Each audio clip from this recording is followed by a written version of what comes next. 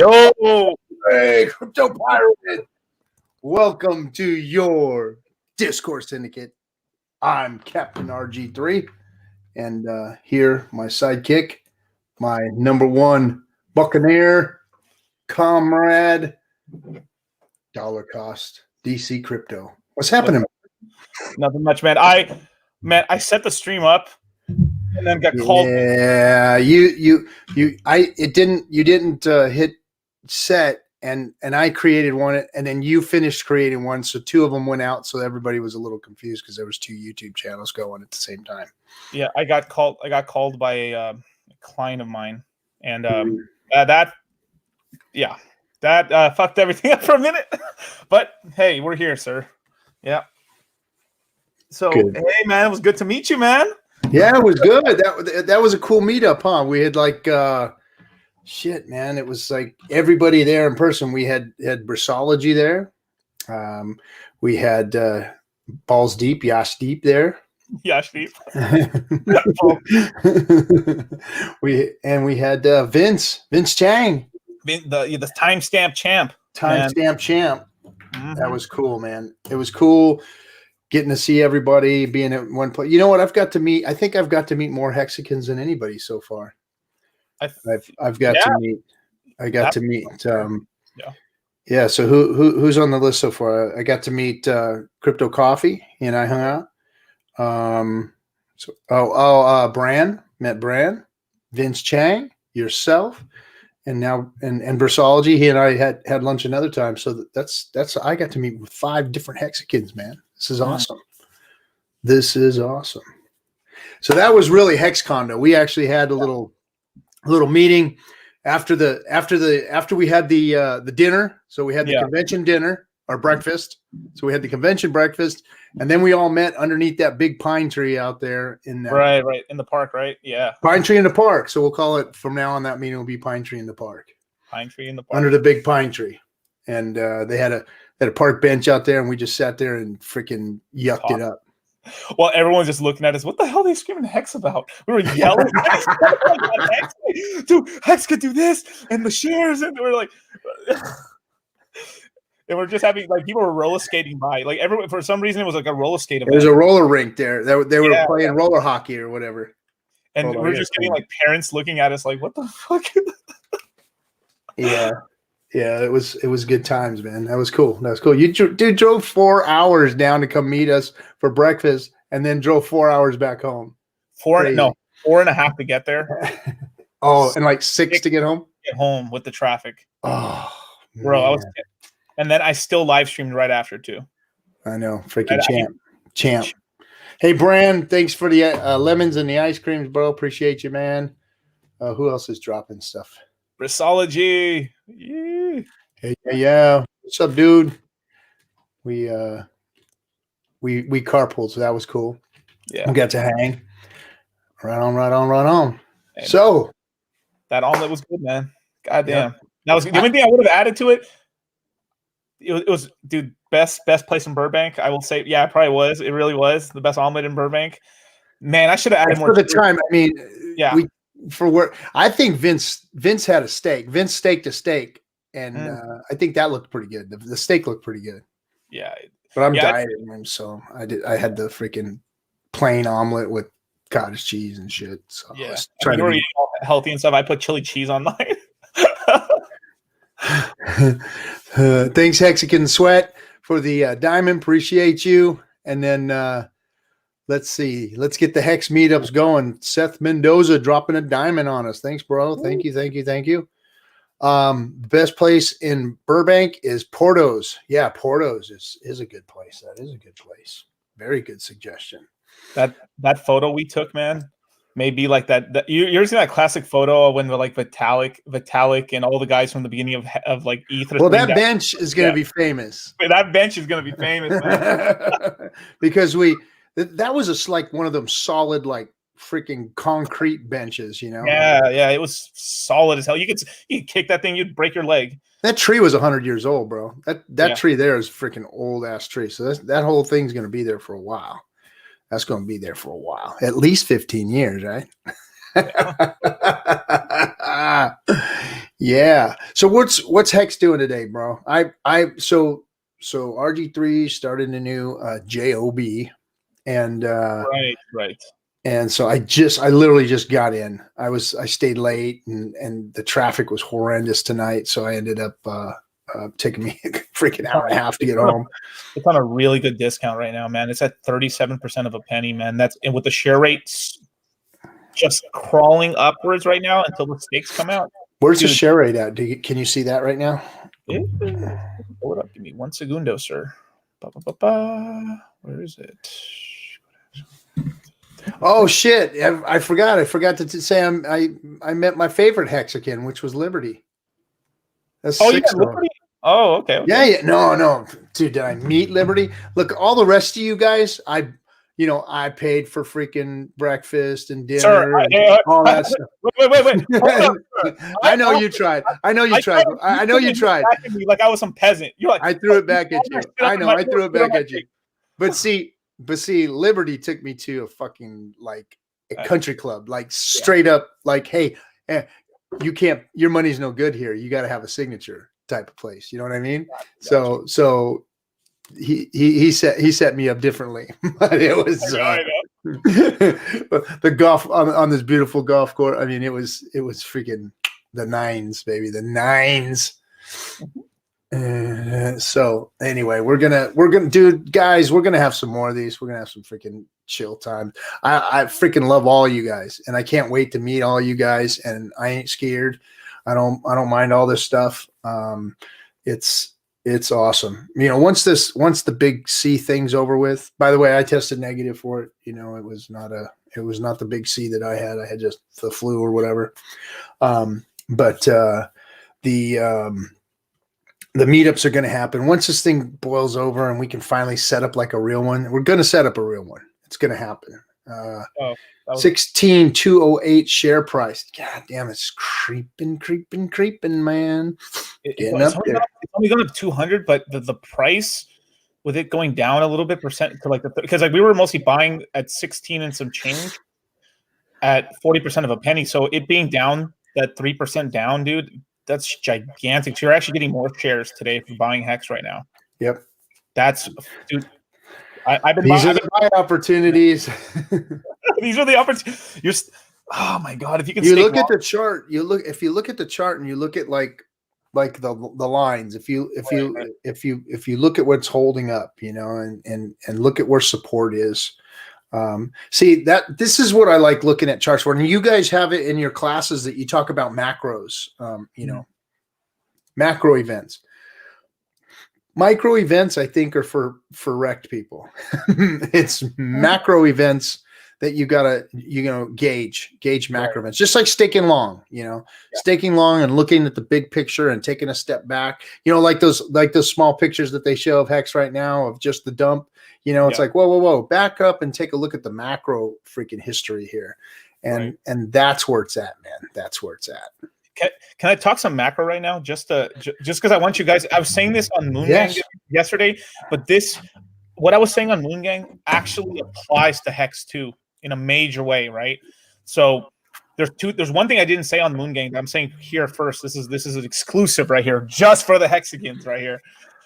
So shout out to you guys. So one, the ETH 2.0 contract, which is phase 0, is coming out sometime in December. So ETH is pumping for that.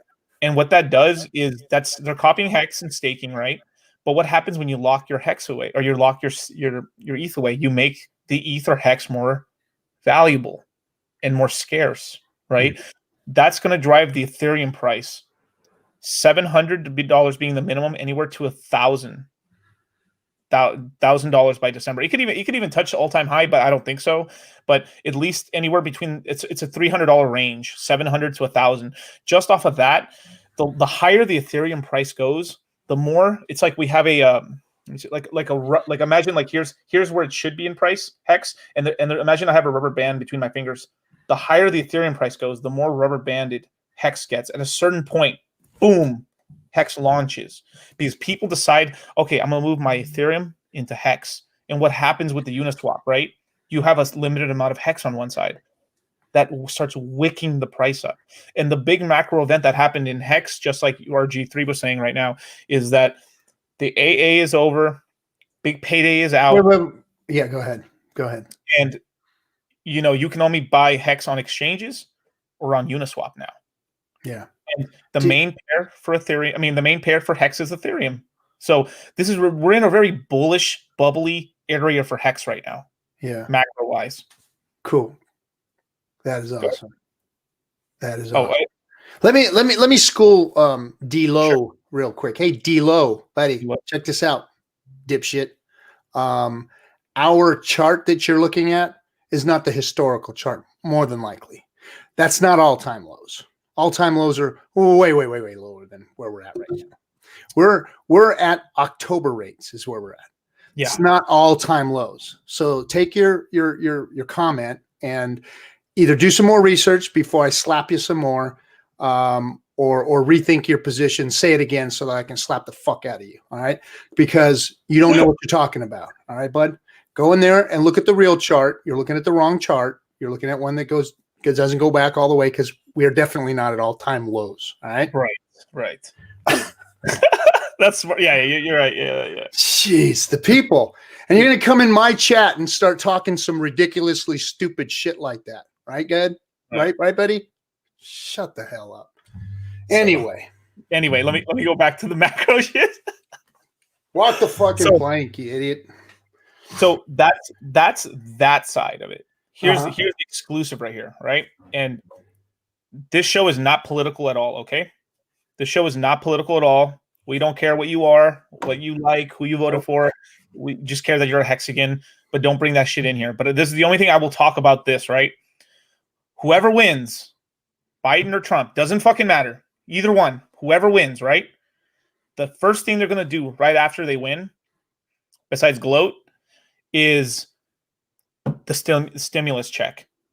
That's a very, very, very positive thing for crypto, because the Hexagons, as soon as we get some cash, like the uni drop, we're going to buy some Hex. The ETH guys, we're going to buy some ETH. The Bitcoin, the Bitcoin. We're just like, thank you, government. No, you're right. Oh, sir, it's into the. You're right. Yeah, it's just more Hex. So this is going to be it's just like the uni thing was very positive for Hex and all the people in the RC20 ecosystem who are actually using Ethereum. This is a very positive macro event for the stock market and crypto.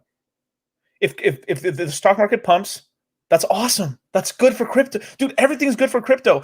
And you're just giving a bunch of people more money and that stimulus check is probably going to be anywhere from $1,500 to $2,000 per person. Yep. Depends who wins. I don't care who wins. Either way, we'll take it. Yes, thank you. So don't try to make any of this political. It's just I want this whoever wins the presidency just to hurry the fuck up so it's over, so we can just get money to the people, because people really need this money right now. You know. Thanks, guys. Thanks for the lemons and the ice creams, and because of your swift action on getting rid of and fucking walking the plank on these motherfuckers, these idiots, these fucking worthless ass deckhands or whatever they are. Thanks for the lemons, and here's another 1,000 for the chest. Promise, guys. I fucked up.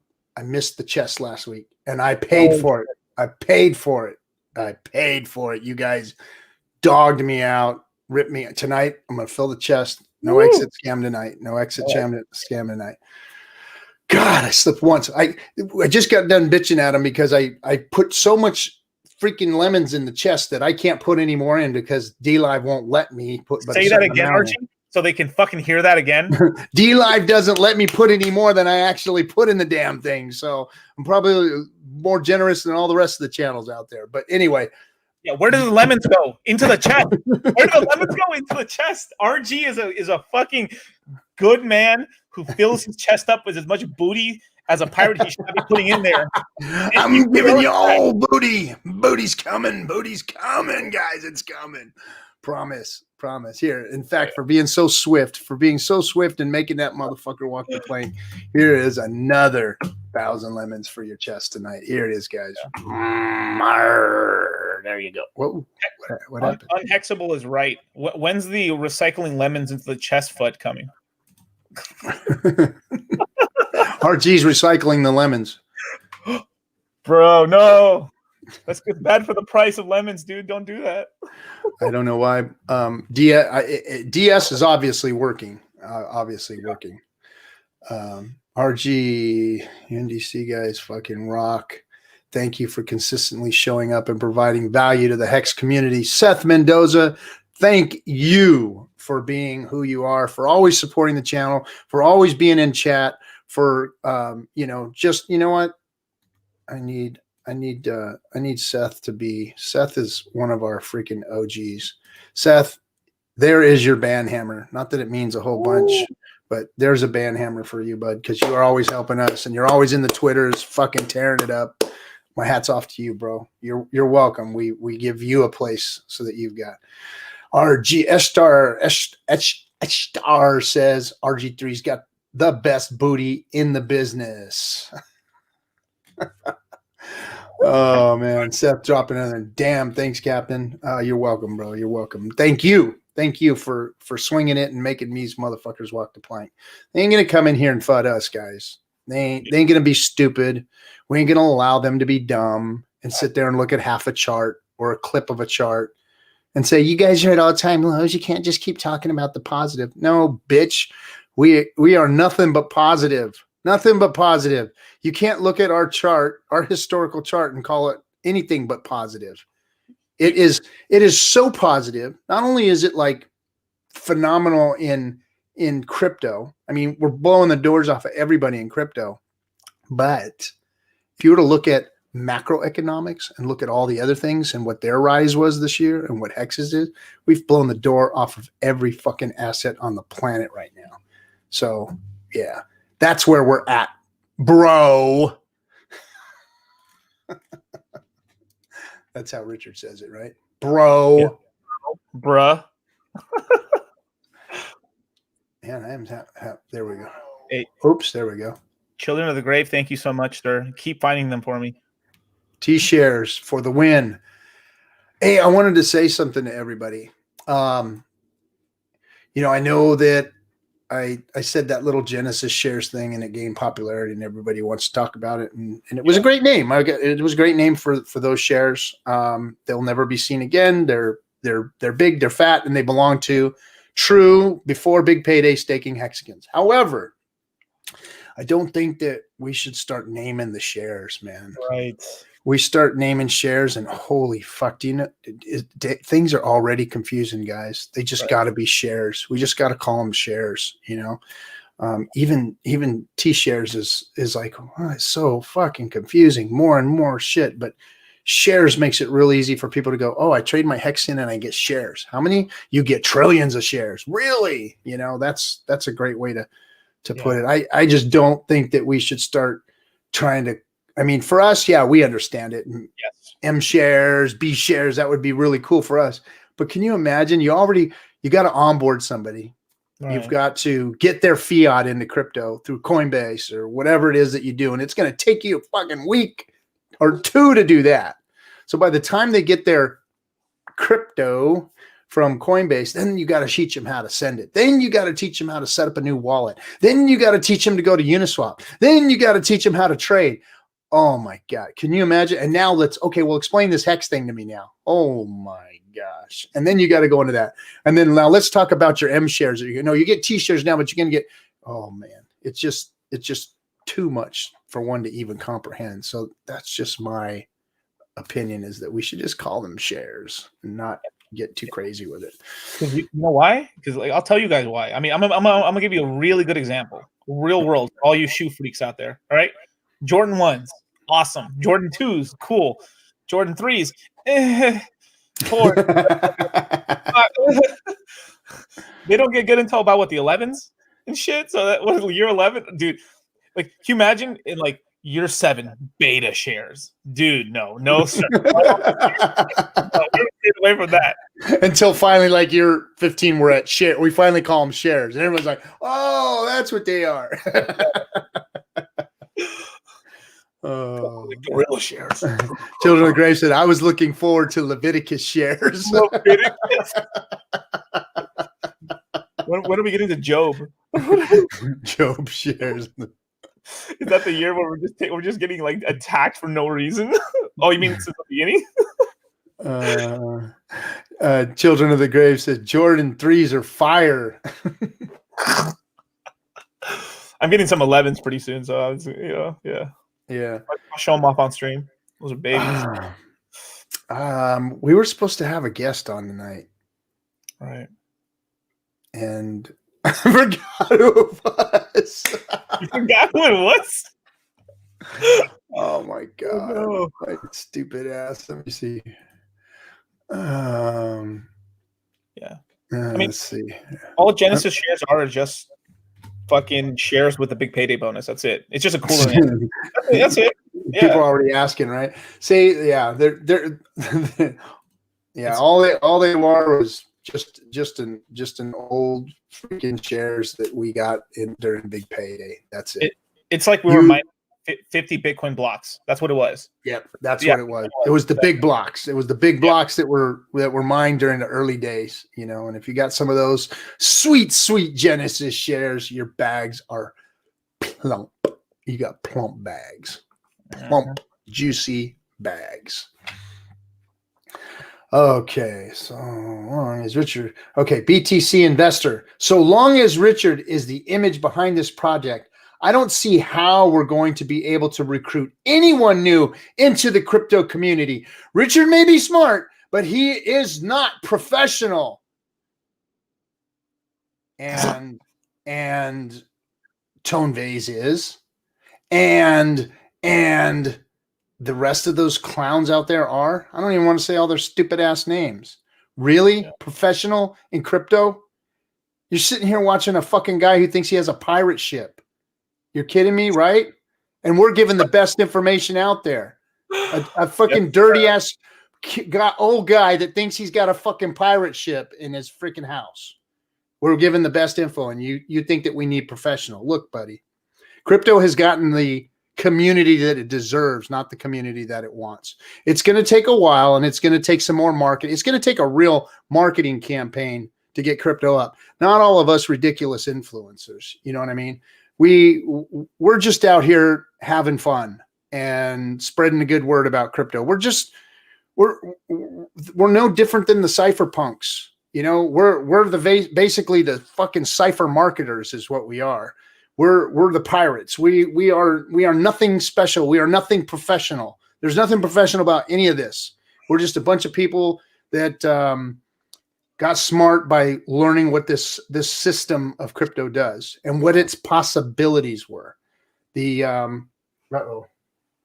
what? Do I have a light flashing back there? Oh, not a tiny bit. I got something going on. Just logging it out. Just logging it out. This camera's got to go. Anyway, so where do the lemons go? So, buddy, I'm really not trying to be hard on people, but I am trying to be hard on you there, Mr. Investor. But and no, Conrad wouldn't be a better choice. Conrad is the part of the community that Conrad is the part of the community. Yeah. There is no better leader for HEX than Richard Hart. I'm telling you right now, trying to remove him from that position would be a huge mistake. Huge mistake. Yeah. Once HEX has been solidified, once the real crypto world and the outside world, the real fiat sees what HEX is all about, and we start to really pamp this thing for real, this is nothing. This is small energy that's gone into this now. Yeah. The guy you want in front of this thing, when all the stupid FUD is gone, when everybody's done FUDing it, and then really, for the first time, somebody really goes to Richard and says, Richard, could you really tell us what your product is about? Could you really tell us when somebody legitimately gives him a good fucking interview and asks him to give them his fucking version of what it's about, then you're going to see a different Richard. But until the stupid FUD and crap finishes, you're going to get the Richard you get now, which is fuck you guys. Uh-huh. That's what you're going to get right now. Now, when somebody legit finally sits down and says, please, Richard, tell us about what this amazing crypto that you've built, then maybe you're going to see a good fucking Richard that's going to make you all goddamn proud. But until then, fuck off and accept what you got. That's it. Preach. Fuck yeah, dude. right? Yeah, dude. I mean, we're sitting here, you know, criticizing him for being fucking hot under the collar about all the shit that he's taken for all the last fucking year. I'm tired of it, man. I'm tired of making excuses for the fucking crypto world. I'm tired of it. They're the ones that are fucking up, not us. They're the ones that made the mistakes. They're the ones that treated us like shit. Well, guess what? It's time for a little shit to get flung at you guys now. Right. All these Accept it. All these bullshit influencers getting you to get into pickle. He doesn't need to humble up either. He doesn't need to humble up. So stuff that on your ass too. He doesn't need to humble up one little bit. Why? Because he's great. He created the greatest crypto that the fucking world has ever seen. It is. It's the best thing that anybody's ever seen. And because nobody's giving it that respect, you're getting what you're hearing. You're hearing it from me. You're hearing it from him. Look, I've looked at all of this shit. I've sat in this. I've watched it. I watched everybody FUD it to the ground. And what did it do? It blasted through all of your bullshit out there. That's what it did. Anybody who tried to fucking come in and take a crap on Hex got wrecked. Got wrecked. And they've even all said it too. We got an influencer out there who is kind of a friend of ours. He kind of gave Hex a good name. And then when it happened, because of his trader mentality, that was who was supposed to come on tonight. He said, I got wrecked. Yeah, you got wrecked because you didn't have the right fucking frame of mind to come into this thing the right way. If you do Hex right, it does you right. Let me say that again. If you do Hex right, it does you right. If you come in and do it wrong, it's going to do you wrong, motherfuckers. And it has. It has. It's done you guys fucking wrong. And it's going to continue to do you wrong. If you do wrong to Hex, don't fuck with Hex. Just like don't fuck with us. You can't FUD us anymore. You can't take us on anymore. We're done with you guys. We're kicking you the fuck out of our rooms. We're kicking the fucking talk that you guys speak off of Twitter. We're fucking you guys up in every place that you come and try and come up against us at. Just like Richard. Every time you guys went up against him, he fucking knocked your asses down. And that's what we're doing now. Because it's solid. It's done. It's over with. We know what we got. We've been talking about it for a year. And if you haven't been listening, go back and watch the fucking reruns and learn something first before you guys start coming in here and talking and asking for interviews and asking questions. Go fucking learn. Richard did it and I did it. We've been working on this shit for fucking year. There's so many hours of content and still people don't fucking want to come in here and ask the right questions. Ask them. But ask them right or get the fuck out of here. We're done with you guys. All of crypto, we're done with you guys. We're taking over, and that's the way it is. And you ain't a fuck all thing you can do about it. Not a goddamn thing. So fuck you guys.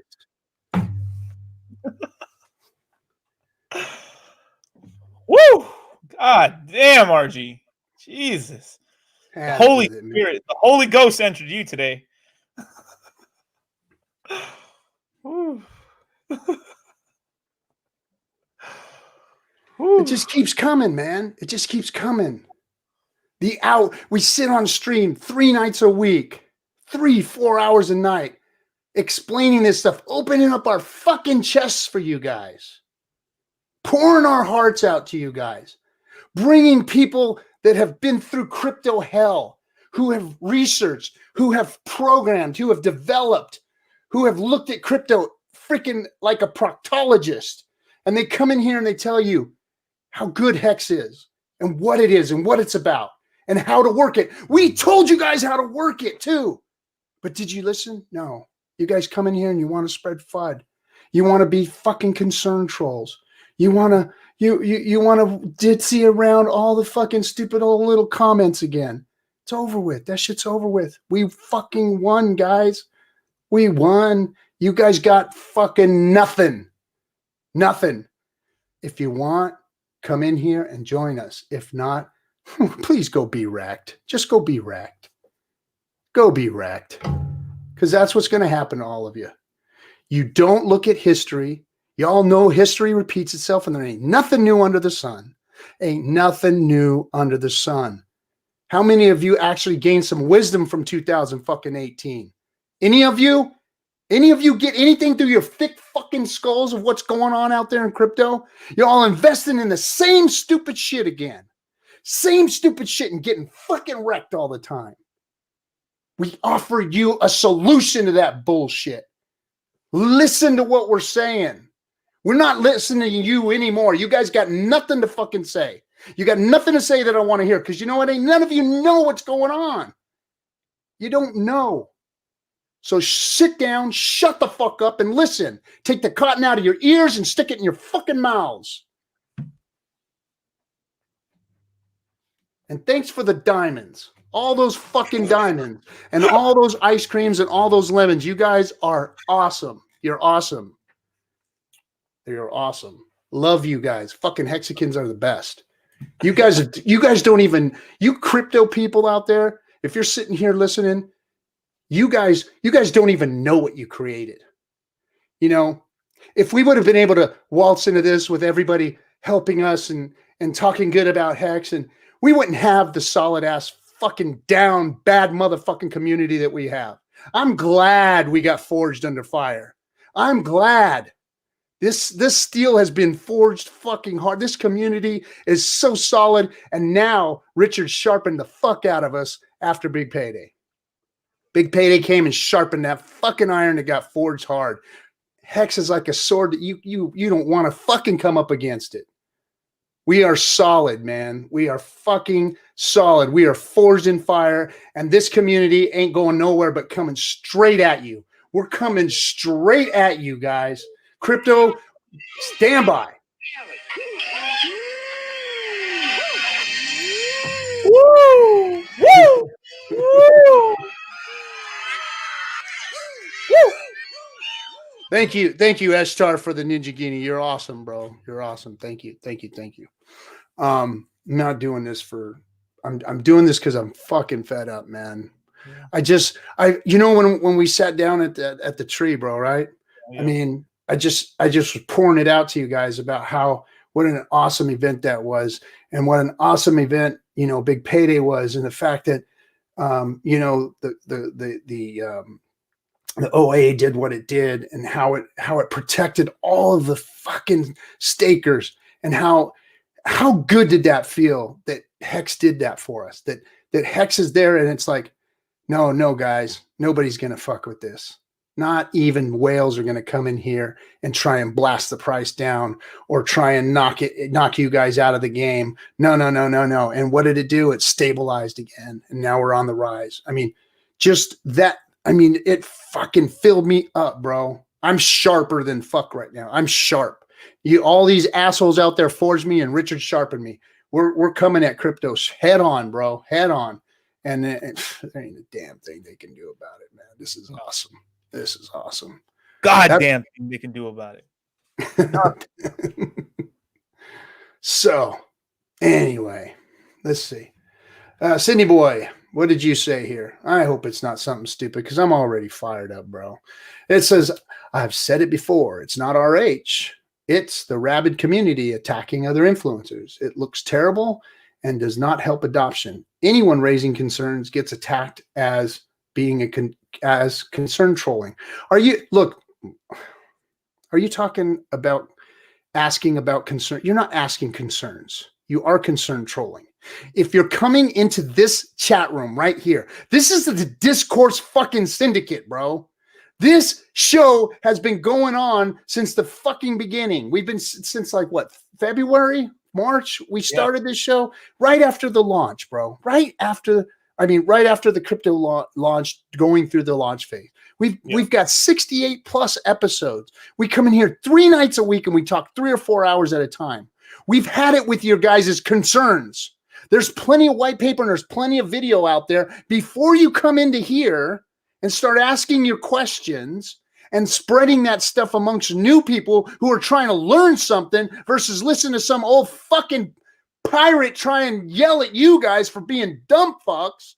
Go do your research. Go get your answers back there in history and then sit your ass back in history and go, fuck, I wish I would have listened back then instead of right now and try and get into this thing. Because if I would have listened back then, or if I had done the research back then I might have been smart enough to have gotten in already.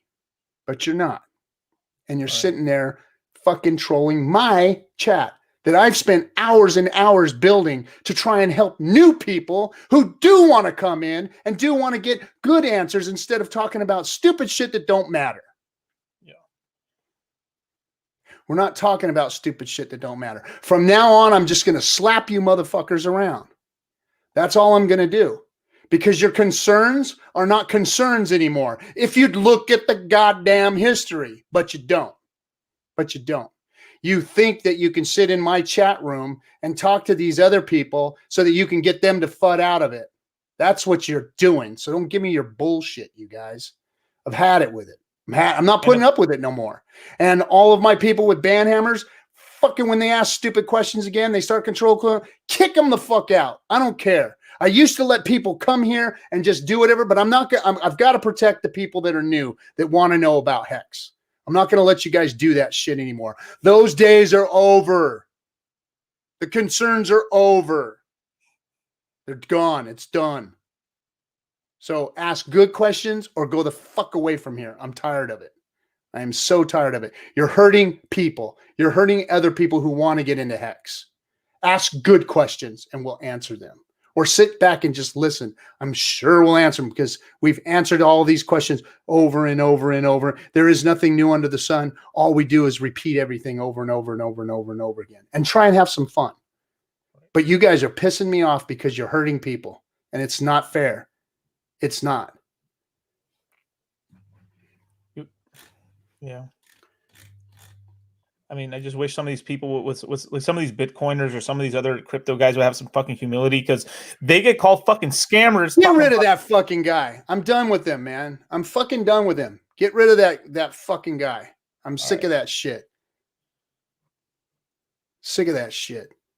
Coming here and fucking talking about assholes that are doxing people and putting false information out there. I'm tired of hearing the false information. I really am. And for you to come in here and bring it into my chat just shows me that you're one of them fucking motherfuckers that's out there throwing them in my chat and throwing it over here so that just so people can get a glimpse of it so that they can look up all of your guys' lies and fucking bullshit that you guys have put up there. What a bunch of pussy ass motherfuckers to dox somebody. Pussies. Bring it face to face to somebody if you've got a problem. I don't know what this pussy doxing shit is, man. What is the matter with you people? You little fucking hiding ass weak fucks doxing people and doing it in my chat room. Kick that fucking son of a bitch out of here. He's out of here. He's gone. Good. He's gone. Oh, man.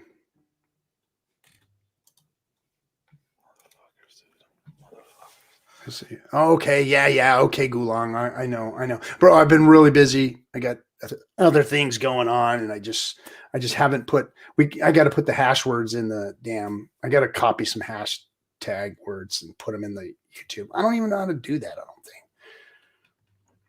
don't think. We'll get it done. We'll get it done by the next stream. Don't worry. Well. Yep. Okay. All right. All Hexicans get a bam hammer. You get a bam hammer. You get a bam hammer. You get a bam hammer. No. Anyway, guys, I'm sorry the old pirate captain got so heated. Didn't mean to startle anybody. Ooh, Steph's in the chat, man. Get your T-shares. I see tons of Hexicans educating. Ghost trolls. Thank you for the diamond. Toby one. Thank you. Let's see. Let's see what this guy's saying. So I just pumped ETH, blah, blah, blah. List of Hex. Criticize gains, not realize that the day would be fun. Could be a regular segment. Okay. Tell it how it is. Greek Hexican. We're number 1 in Dlive right now. Cool, man. You guys have done it, man. You guys have taken Discourse Syndicate to the top of the Dlive charts, and we're not doing too bad on the YouTubes either, man. You guys are really rocking, and we appreciate you. And I hope that we're encouraging you. Like if my old dumbass can do this shit and come out and talk and speak in front of people about Hex, you guys should too. Because I know there's a lot of you in there that are really friggin' smart and you guys know a lot about Hex. And I mean, we should have 24 hours of live streaming going on. We should, and we will. We'll end up having 24 hours of people. You'll be able to go on YouTube and find somebody somewhere is talking about Hex, man. You will find that. And that's what we're going to see in the future. You know what? I'm going to drop something to somebody and hopefully we can turn this proper. Let me see here. I think let me see. Oh, crap. I'm a hustler, baby. Oh, didn't you know? Where I am, that's where I go. Does anyone know how to get a hold of? Hold on a second. There he is. Let me see if I can drop him. I'll put a hex on you, and now you're mine, mine, mine. I'll put a hex on you, and now you're mine. Oh man, I can't wait.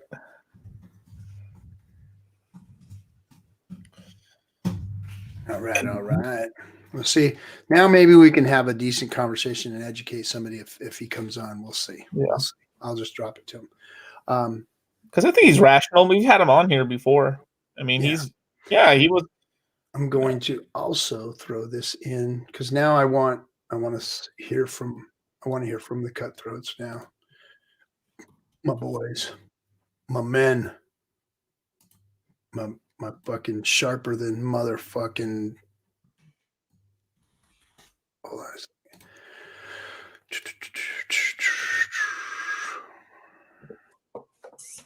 Okay, yeah. Okay, cool. Yeah, Crypto Coffee, I'm going to set you up with getting in there and hooking up the SEO for us. I appreciate it, bro. You and I'll talk. Let me, let's see. All right, Diaz, Cutthroats. I'm putting the link in, Cutthroats. I wanted to hold off because I thought we had a guest coming, but we'll see. We'll see what happens. Put it in the Cutthroat room because I'd like to get their opinion on what's going on. Let's see. Looks FOMOing shit that got wrecked. Everybody in the idiots FOMOing. Yep. Thanks, Toby One, for the diamond cookie boys. Yep. Thanks for the ice cream. Bye, Hex. Think us later. Oh, it's the hammer. Shit. Does anyone know? You give coffee a hammer? What's that? You give coffee a hammer? He needs one in the YouTubes. YouTube, yeah. Hold on. See, I don't know this freaking YouTube. I'm getting good with. Hold on a second. I'll get it for him. Coffee. Where is he? There he is. And boom. And there we go. How's that, bud? You should be good now. It's like I am drunk with power. By the power of coffee. Right on. All right. Well, I haven't heard from our coffee. You got to do a picture with you got to lick a hammer now, bro. You got to put that picture on YouTube, Twitter now. Oh my god. So yeah, man, hanging out with you guys on that tree and talking, hope and the future and how awesome everything that transpired was. I mean, everything that we talked about was positive. There was nobody. I mean, come on, Brissology was a little bit on the freaking funny side. Right. Brissology a little bit on the funny side, but he's coming too, guys. He's coming too. Hold on a second. We got that man is theory crafting. I got Gary. What's happening, bud?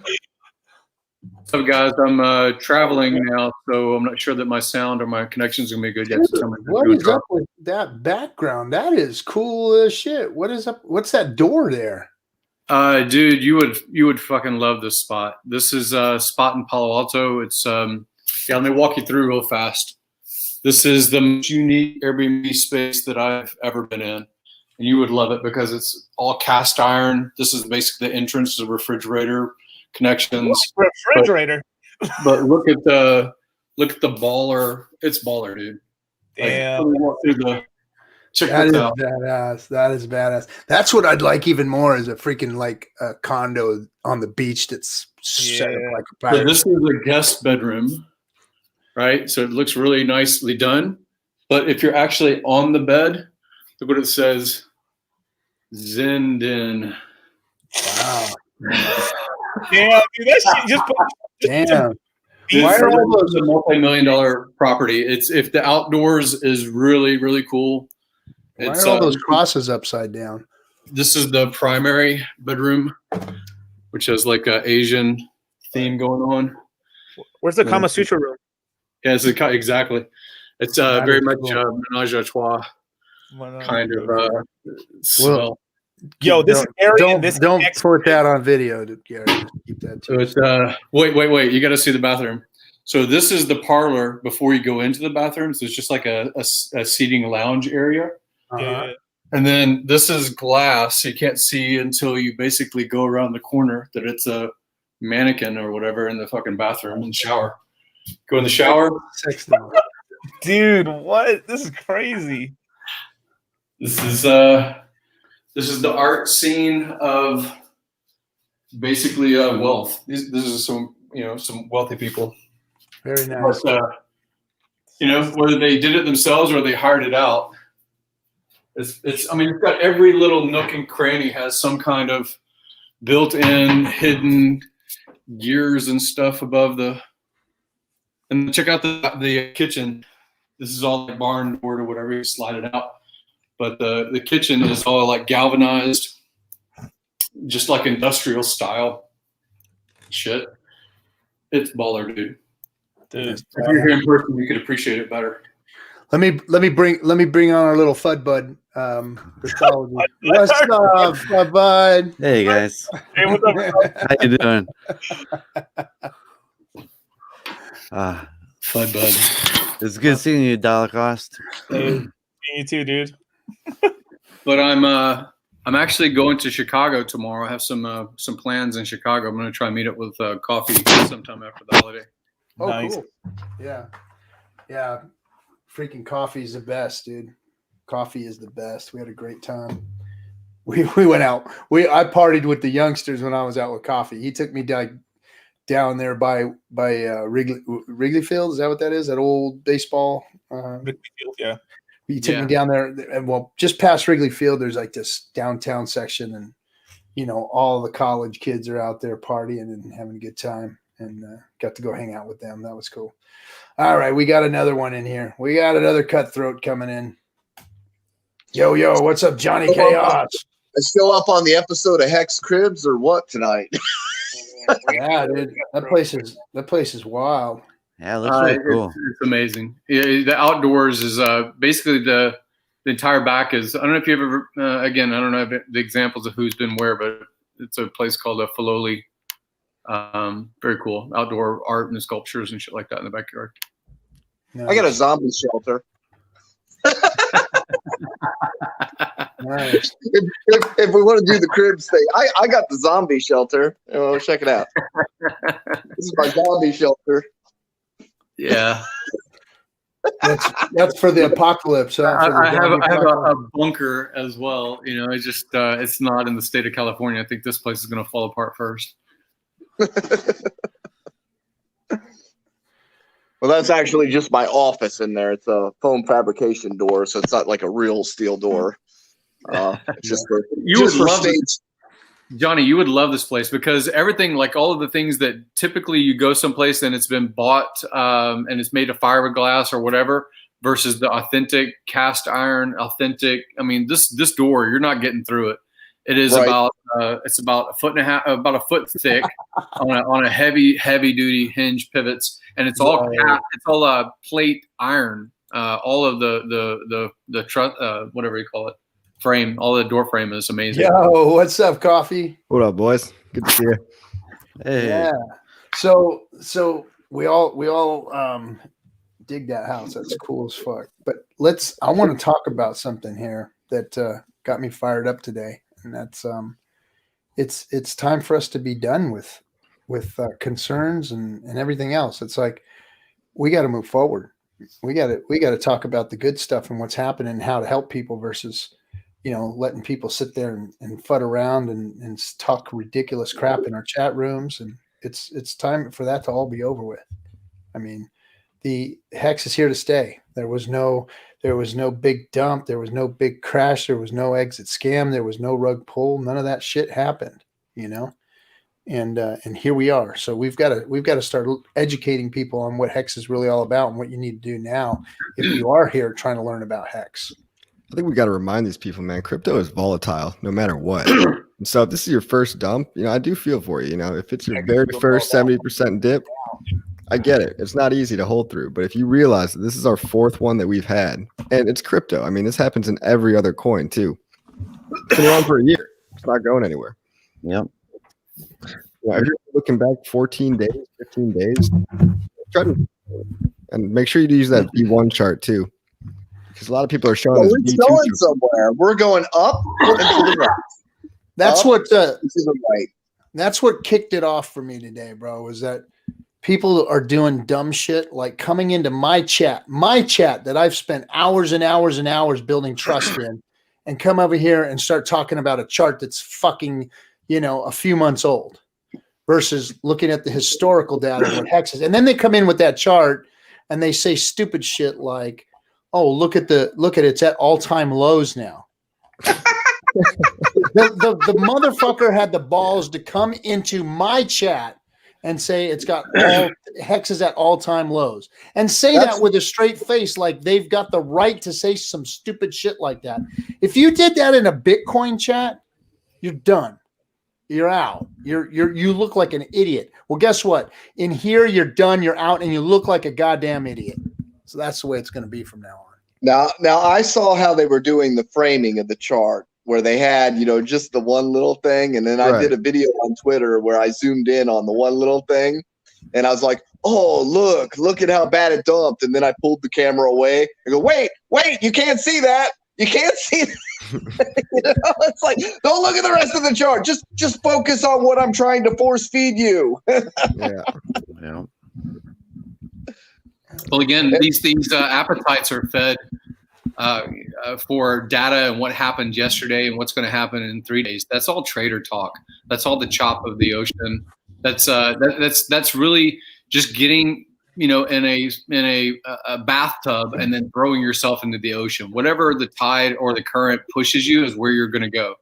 Whereas if you have an actual destination in mind, that's a long-term staking mentality. That's the one that says, okay, here I am. I'm 25 years old. I'm 30 years old. I'm 40 years old. And here's what I want to be in 5 years, 10 years, 15 years. So if you look at, actually making a plan of arriving somewhere you care to be, you're going to see Hex and the value it provides inside the code, as well as the community. The community is amazing.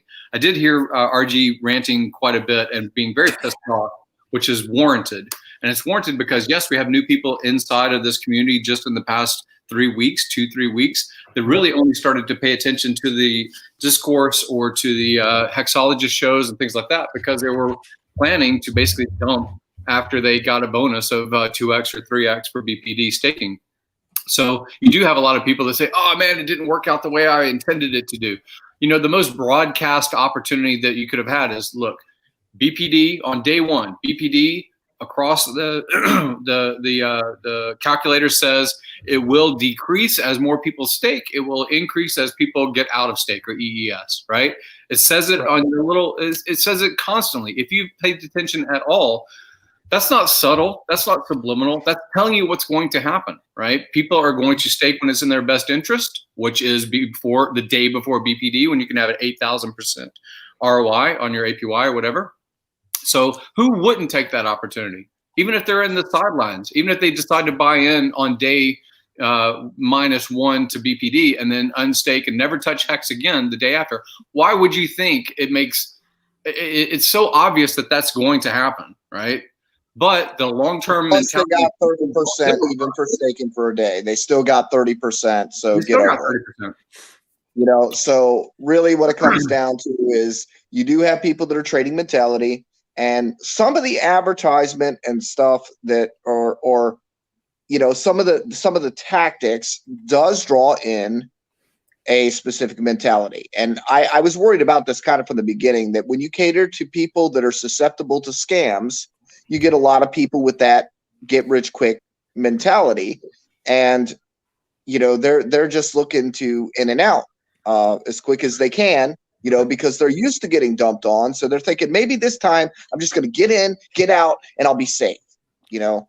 And they're not realizing that everybody else has the same exact damn idea. And when you go to do it and everybody does a bank run, guess what? You are now competing to sell the bottom. So even if you would have got that money, you still would not have been able to sell it for what you thought you would have, because everybody would be trying to do it at the same time. Instead, the game got changed on you, and it brought you back into the perspective of you need to start thinking a little bit longer term.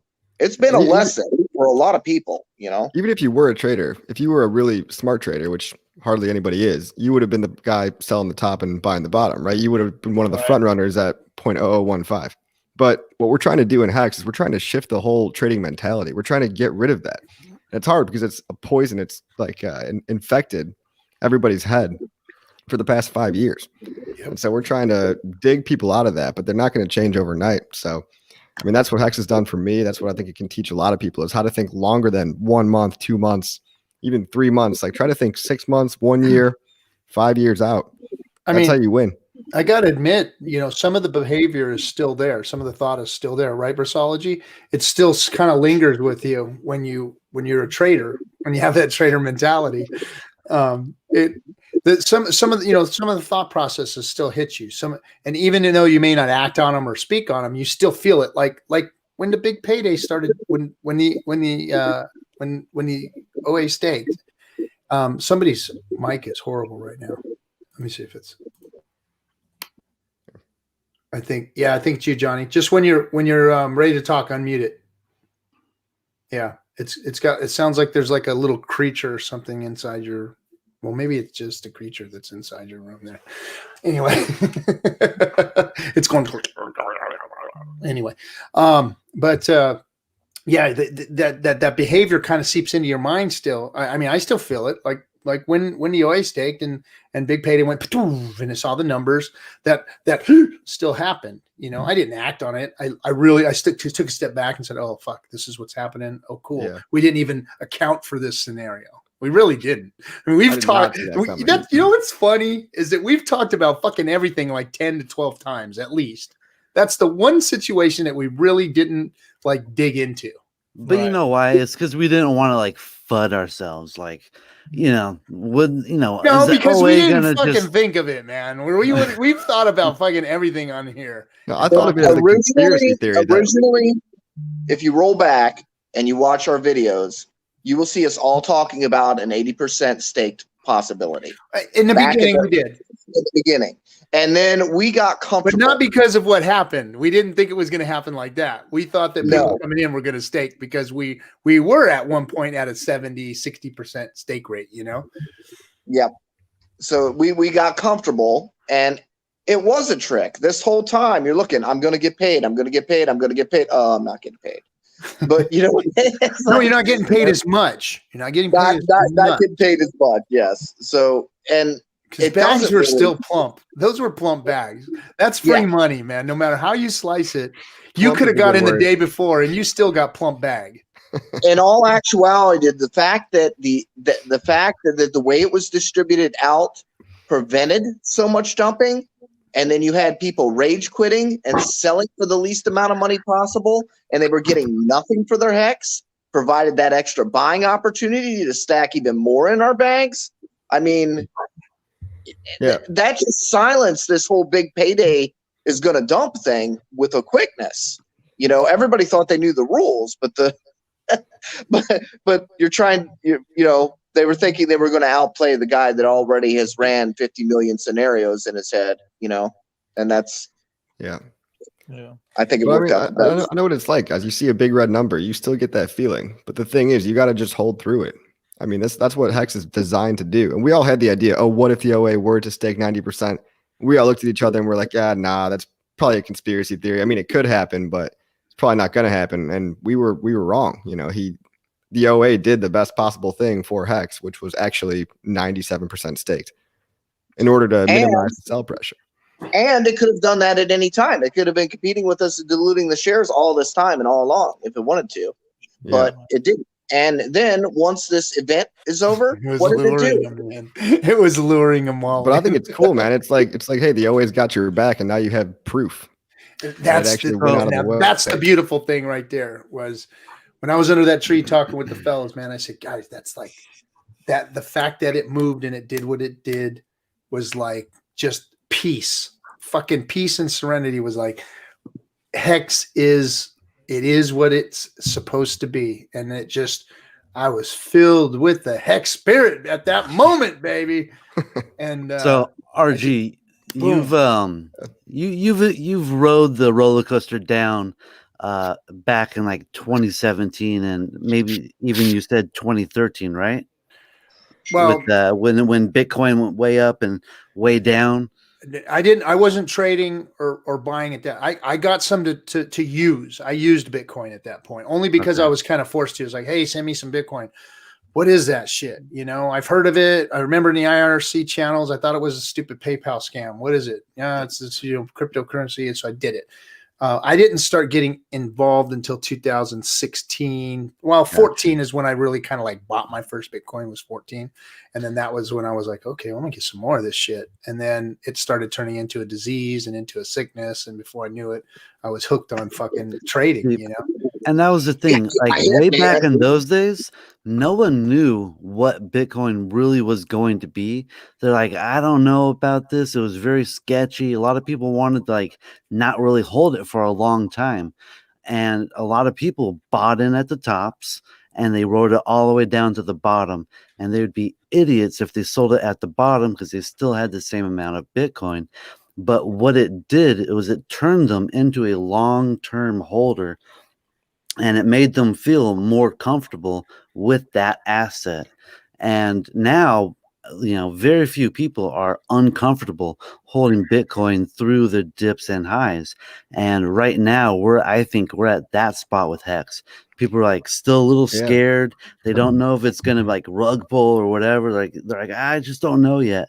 Yeah. But now that the prices come down, it's been a year and they have to wait. But I'm talking about the new guys that came in maybe in the last month or so. Right. It's going to make them realize like, okay, I'm going to hold on to this. And they're going to realize this is a safe asset. But the one point that's really different from before, like with Bitcoin, is that they're actually going to earn more Hex as long as it's staked. And they're going to get a benefit. When you that makes holding that much easier. I got a question for the group here. So if you go to Vegas and you put some money on the roulette table and the wheel is going around and around, the ball is going round and round, is that thing on the table an asset? Do you consider that an asset because the ball hasn't landed yet? You've got money on the table. Do you consider that an asset? That ball owes me money. That's what I'm saying. Is that an investment? I get frustrated when people that basically are investing in something and they don't have an ROI within 6 minutes, right? That's the same thing as regular gambling. I'm not disparaging that we have to have tops and bottoms inside of crypto, just like we do in real estate, inside of any other kind of asset, a real asset class. If you want to say that crypto is an asset class, treat it as an asset.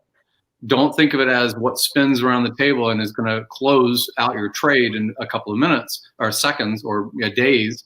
That's not really an investment. If you can't invest, let's say, how long does it take? What would you think it takes to read for the brand new person from top to bottom, the layman's guide, the Google PDF that everybody sends around and, exclamation lay, right?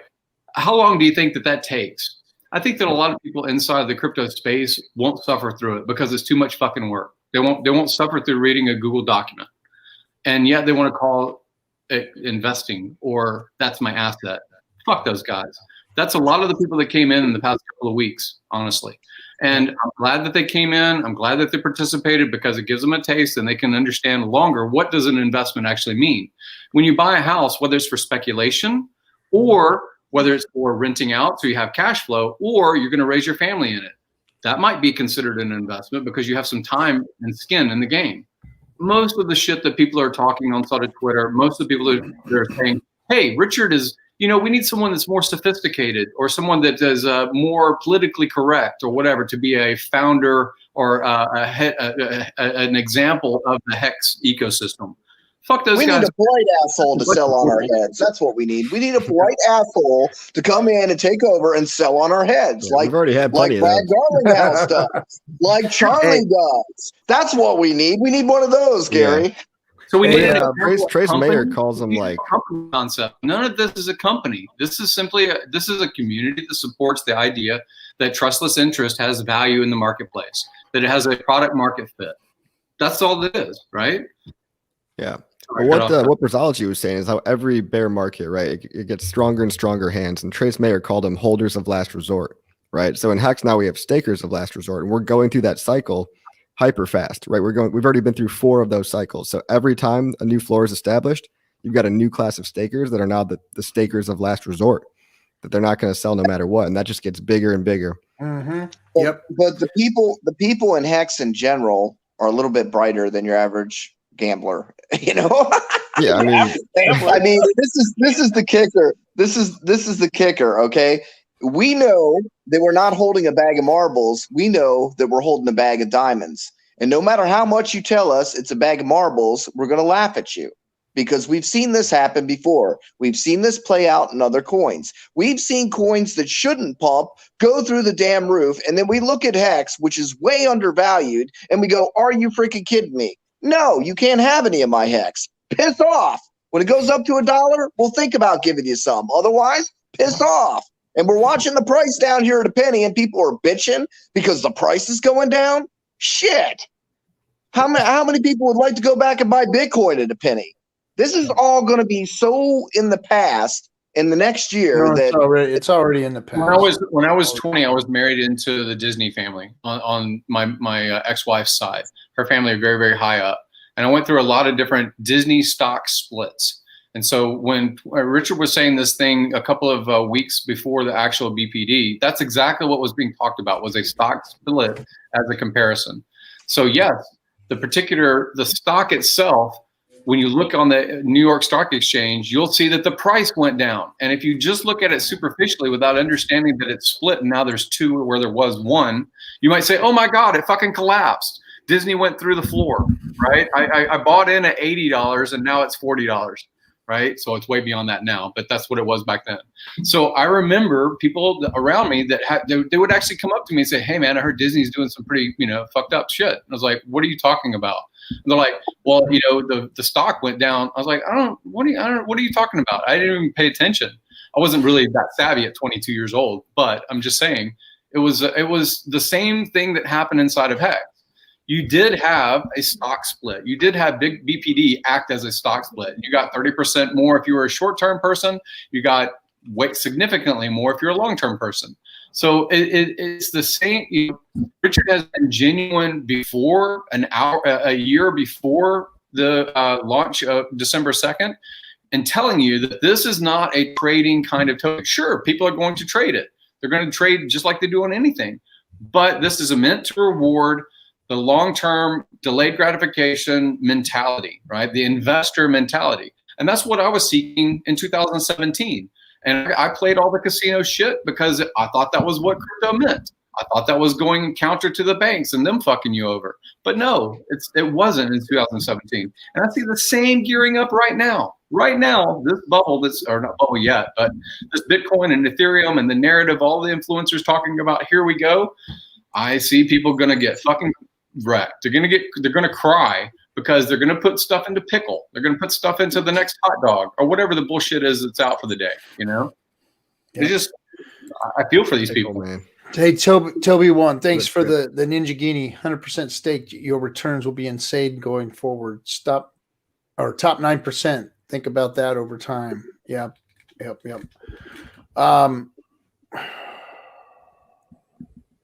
lots of critical things.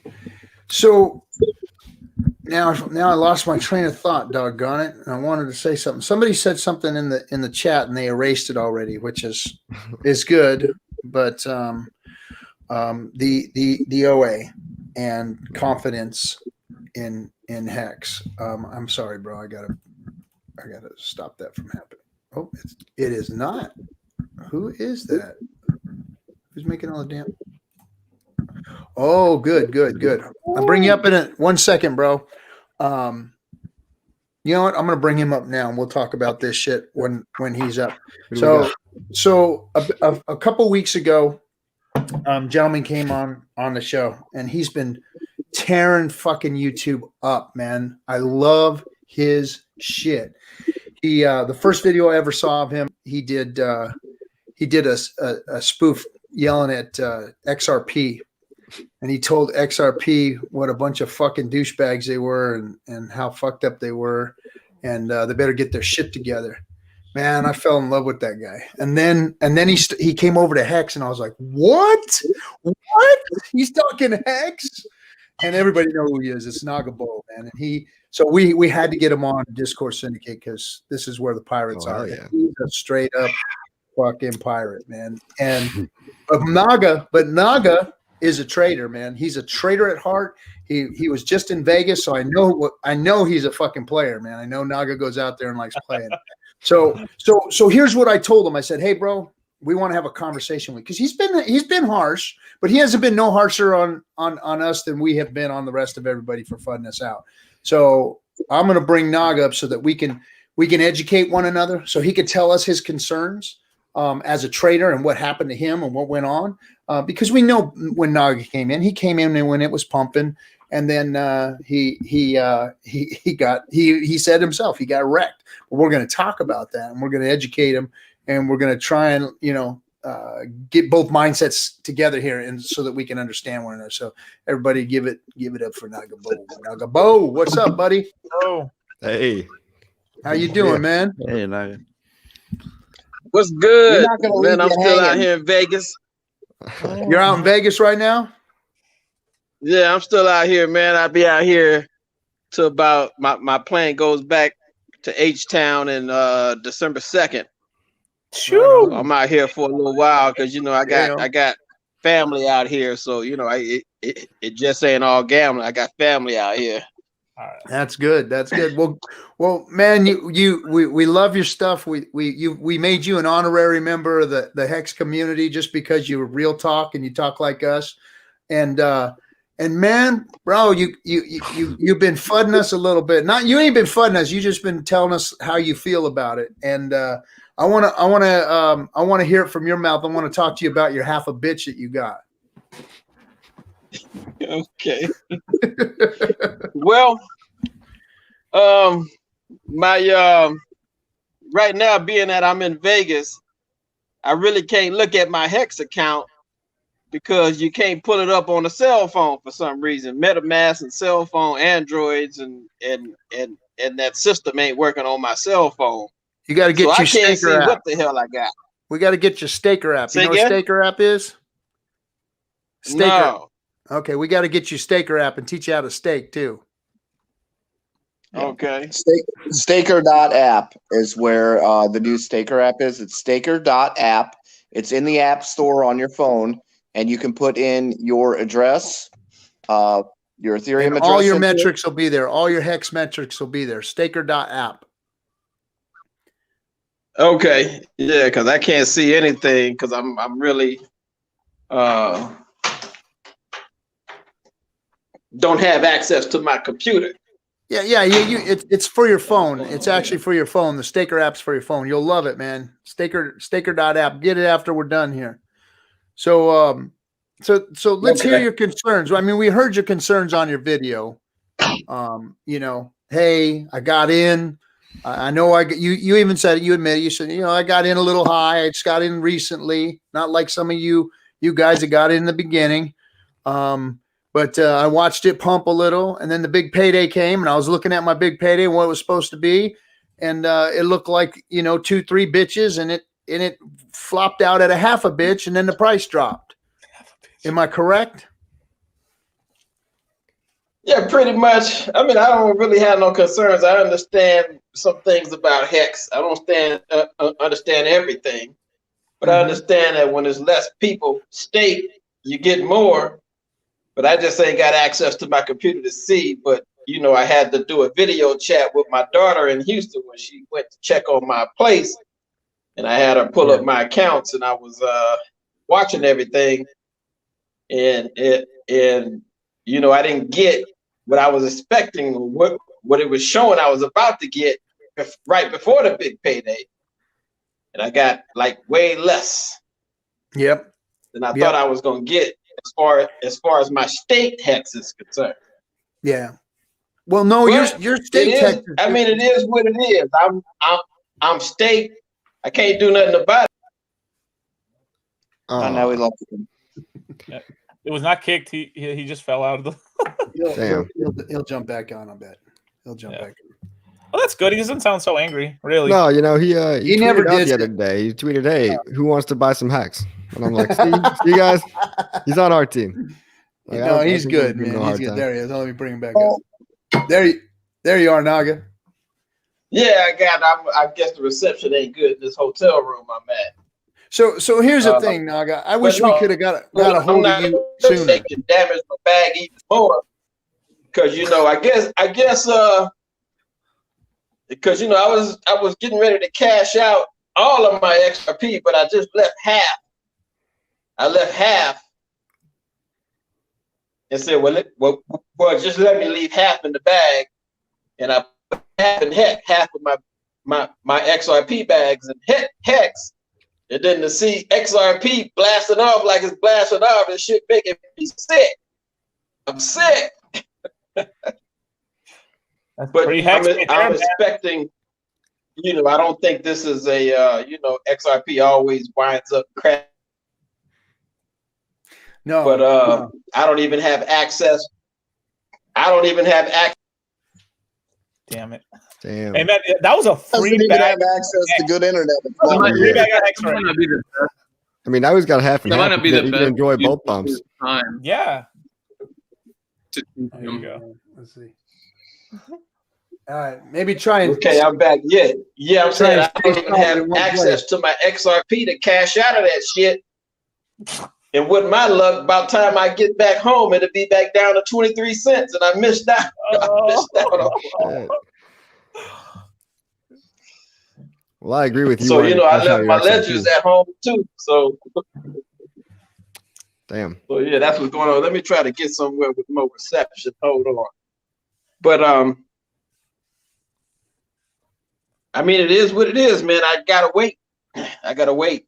These years I'm state before I can see something. Now my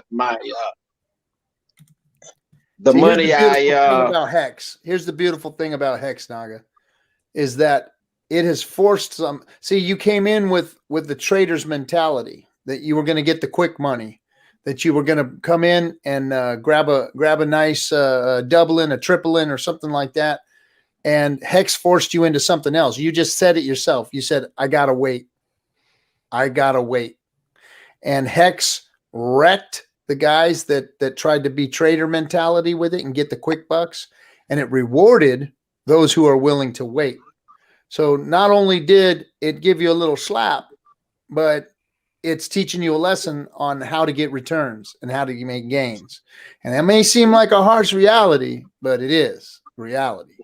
Hex is going to start training motherfuckers. I want to highlight this phrase of wrecked. I think we use it too much. People did get 30% more Hex, and they can stake it. And if they stake it for 1 year, then that's 20% more. So even if you said that there was a price depreciation, if the price went down over the past couple of weeks, if you actually play the game of Hex the way it's intended, there's no wrecked. You do 20% per year, you stake what you have, you're going to have more Hex, and likely as the narrative moves on past BPD, where that's a non-event on the ROI scale, it's not wrecked. I don't like Gary. Let me correct you for a second, Gary. The word wrecked is being used against traders because they do feel wrecked. They do feel wrecked. if Naga didn't get the return that he was working on getting, the numbers that he drew, that's wreck to them. That is wreck to them. And again, if I buy a Ferrari and drive it off of the lot, I just got wrecked because the value of the Ferrari went down. And I don't like the phrase of wrecked because it depends on your intention with the product that you have. If you have the Ferrari and you take care of it and you maintain it over the course of 10 years, you can sell it for more. Classic car, same sort of thing. So I think of wrecked as an investor mentality versus a trading mentality. I understand what you're saying about the difference, but I'm still highlighting it's not wrecked. Like that. No, you're right. They aren't because, like you said, he's being forced into the right behavior. It is. You're being schooled is what it is what we should call it, schooled. Yeah, I like that. Well, one thing I want to say is I had put like $7,000 total, $6,000 stake, and I just used $1,000 just to flip for 2 weeks on Uniswap, and I was able to turn that $1,000 into almost 3,000, just flipping it on the moves, the moves and the swings that Hex was making, like 20%, 25%, like daily. And, I was able to get it up to almost $3,000. So, my flip money was cool. I'm not talking about that. That's the trader's mentality. What I'm talking about is specifically what I got staked. And you're talking about your big payday. So here's the real value, Naga, that we've been talking about. So it's the interest rate that you're getting on your Hex that is the real value. It's going to dwarf the big payday. Even before that big number you were looking at disappeared, and it was reduced by a percentage, a very large percentage. We were always around here preaching, talking, teaching, explaining that Hex's value is in time. By delaying gratification, by staking your Hex out long and deep, that's when you're going to see your real gains, because they're looking at models that are 80x in 10 years. Naga's a number guy. He wants those numbers. So we're talking about 250x at 15 years. 250x, Naga. I know you and me are like older guys, and 15 years is kind of a lot to be sitting around waiting for our money. But 15 years is a 250x return in the models as far as that's not price appreciation. That's only the token. That's not the price. That's not the price rise. That's just the token within the contract generating interest on itself. More Hex. The design is 2,000. Naga, how long are you staked for? How did you stake on the stake side? Oh, 1, 2, 1, 2, 3. 1, 2, 3. 12, 24, 36. Wait, 1, 2, 3 days, months, yeah, years? 12, 24, 36, and I had planned to restake each one and put a little bit in my pocket. That was my plan. For days? Are you talking days? My plan is to be in here long term, but I was going to give it 5 years to see what it's going to do. Okay. Probably months, right? Months. Probably months. I'll give it time. 5 years is a good enough time to see what it's going to do. Hopefully, it'll do something in the next year. No, we're talking about your stakes. There were that staking you're talking about was for months. I'm going to see though. Hey Naga, are you talking about days or are you talking about? Oh, damn it! Talking about months. Yeah, I think it's months because that's a common staking ladder for traditional banking. The question you got to ask yourself is do you really think Hex is dead or gonna die from here? And if you don't think that, it's only going up. Well, it is. But the kicker is knowing that what he's purchased isn't a coin; it's freaking mining equipment that's going to constantly generate more coins. When you start looking at your initial investment as this is my purchase of my mining equipment, and I'm not going to sell my mining equipment, and it's going to be passive income forever. then it kind of changes your perspective on what it is that you've actually purchased. You know, you don't expect your computer to just pay you money, right? But you still buy a computer because you need it and it's useful. But in this case, we've got something that's actually, you know, going to generate wealth over time. And like RG said, you know, you might make if everything would have went to plan and you could have 3 extra money and cashed out, it is so dwarfed in comparison to how much money you can actually make over time by running your free mining equipment. I mean, you're just going to generate hex for forever, and you get the multiplication plus the price appreciation plus the share rate or the payouts per T share, and we just dropped down to 9%, so we're getting like 6 hex per T share right now. That goes up progressively also. So where you have your T share staked, and you know how to see that. People. You know how to see your T shares and how many T shares you have.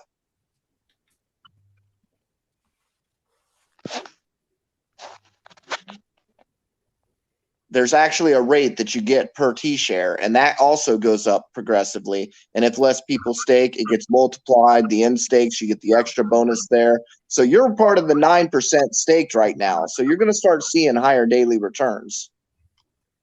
Okay.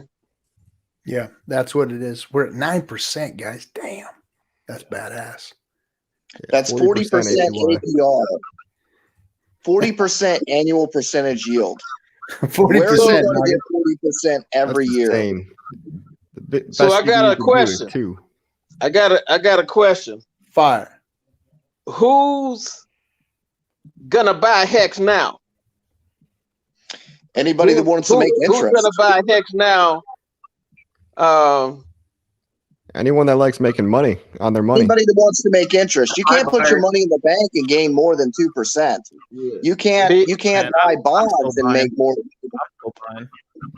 Because it's based on users. Being that it's based on more users using it for the success of it.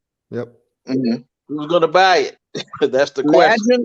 Imagine the people that have Bitcoin right now who've been sitting on Hex, watching it do multiples of their Bitcoin this whole time that they've been auto staked for 350, 50 days. They've had no choice but to watch Hex outperform their Bitcoin stack. They've got 200, 500 Bitcoin. Why wouldn't they just say, it's doing pretty good over here. Why don't I move some of these over here so that I can make more Bitcoin? A person that holds Bitcoin cannot make more Bitcoin unless they mine it. If they purchase Hex, guess what they can do? They can cash out their interest for interest in Hex for Bitcoin and add to their stack of Bitcoin. So it's like universal mining. So if people don't see the value in that and a 40% yield per year, they could have, they could take their money and use that to buy Bitcoin or Ethereum or any other damn coin they want. I mean, you can transfer your Hex into anything you want.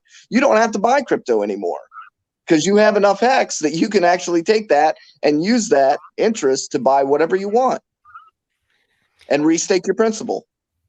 Yeah, but I think the community is what's going to drive adoption, right? We're the ones that are going to be paying for marketing and doing outreach, telling everybody we know, friends, family, everybody, because who wouldn't want this? To me, it's like a no-brainer.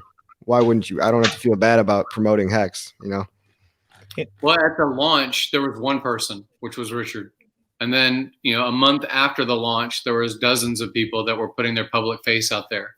And then a year after launch, there's, hundreds of people. I see all kinds of people that over this past year have marched into the public realm,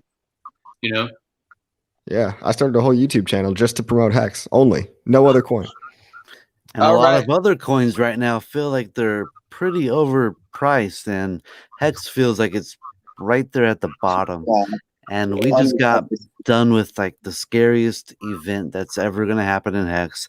And it just feels like right now we're smooth sailing, to tell you the truth.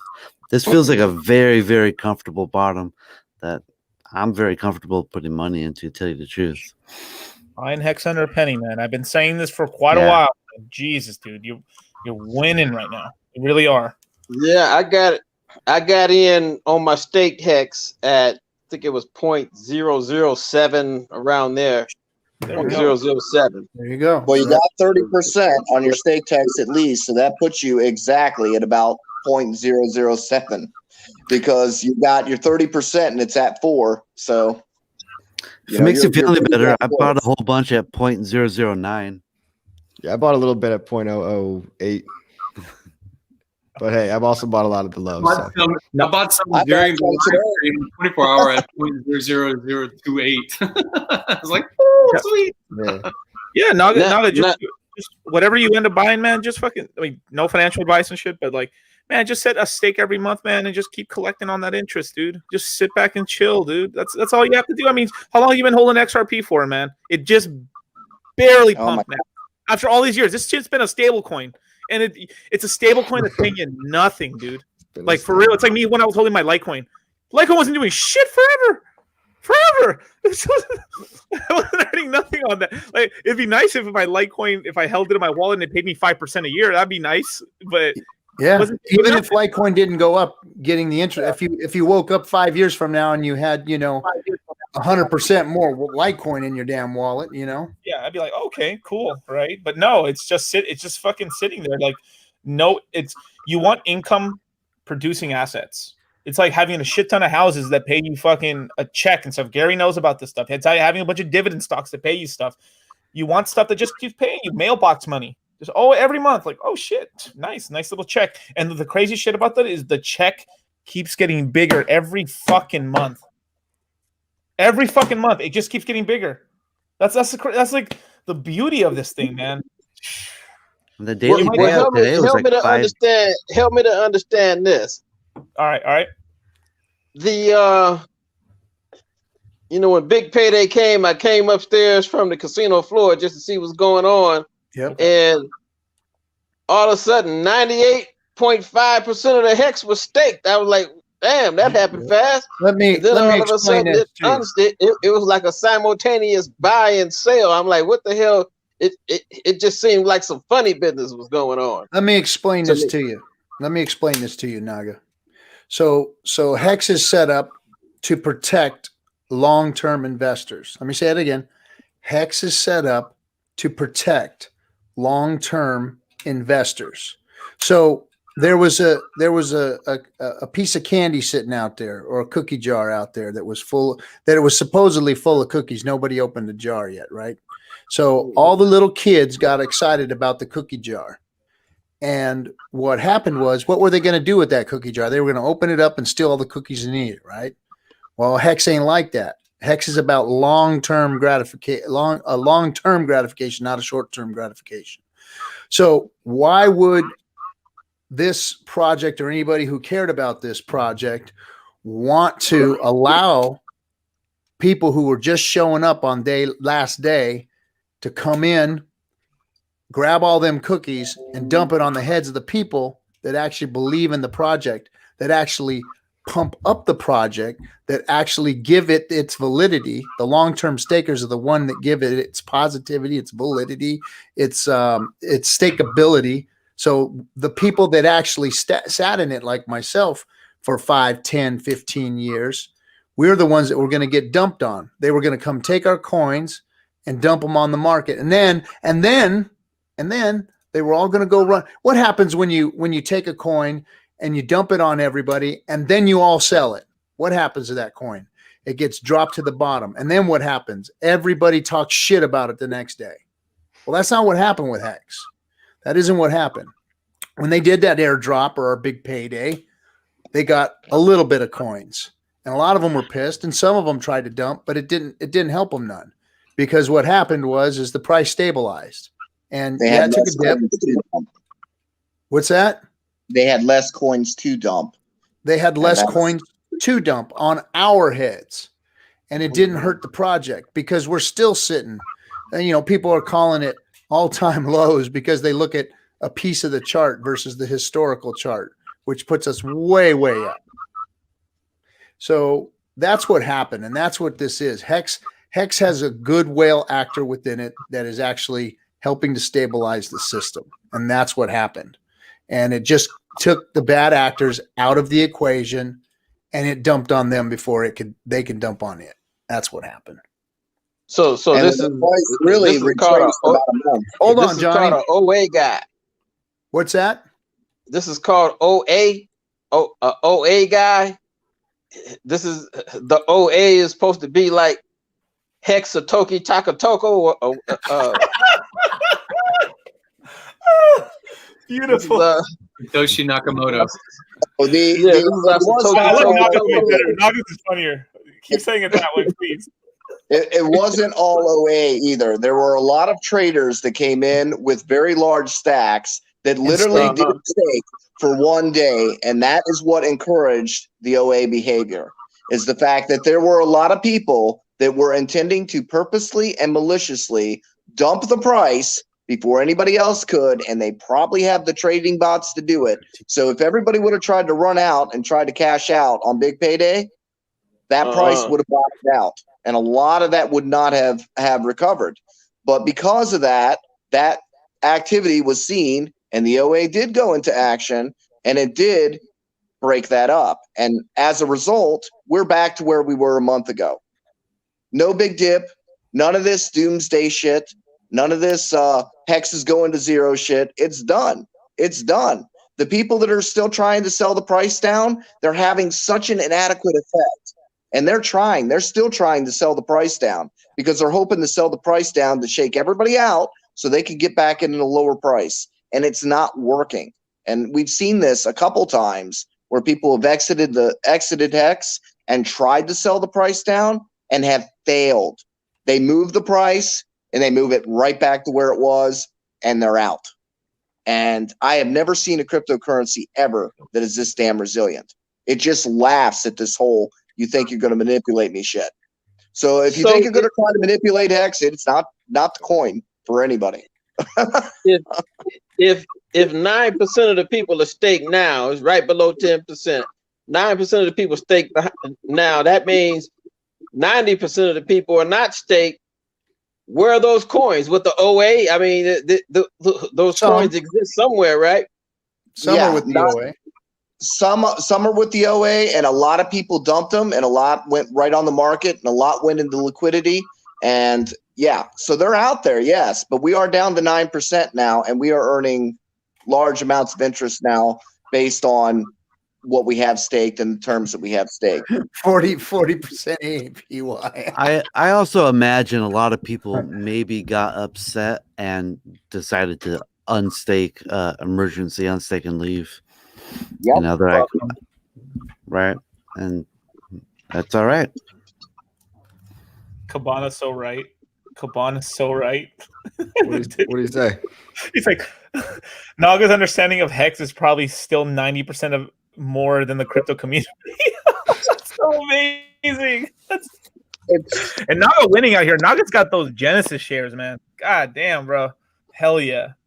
You already winning, and you don't even know how much you're winning right now. For real.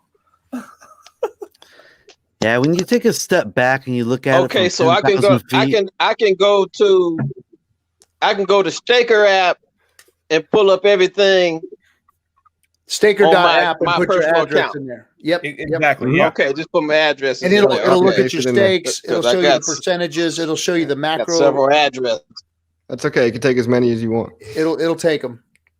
And pretty soon you'll be able to actually do stakes and stuff from Staker app when they finish out the rest of it. So it's a really sweet it's a sweet exclusive thing strictly for Hex. It doesn't read any other cryptos. All the functions and functionality of Hex.Live is on that. And it has some cooler features too. So it's pretty sweet. And it's something that's built by the community. Hey Naga, Okay, just well, I'm gonna go. Just ahead. know that your shares that you bought, they were what 11,000 11,000 something when he bought them. Yeah. Is that what it was? Yeah, 11,000. And today they're at what 16 what? 16,280. 16.2. So the share price has gone up significantly since you bought your shares. Since you staked your Hex for shares. So those are getting more and more valuable by the day. Okay. Well, yeah, I'm gonna have to go on this Staker app and put in my MetaMask and check out. Can you do the Staker app on mobile phone? No. Yes, sir. Yes. That's what it's for. Only on mobile. Okay. iPhone and Androids. Okay. Good. Now I can really check out my bitches and see what I really got, because I couldn't see what I Watch how many new bitches you get a day. That's what you need to be watching. Watching how much new bitches keep flowing in a day. And then think about your XRP and realize that those coins are not doing anything except sitting in a corner waiting for price appreciation and not multiplying at all. So, that's we got 5.9 hex per T-share today. Yeah, It's probably going to go up tomorrow. I mean, but don't feel like you're alone, man.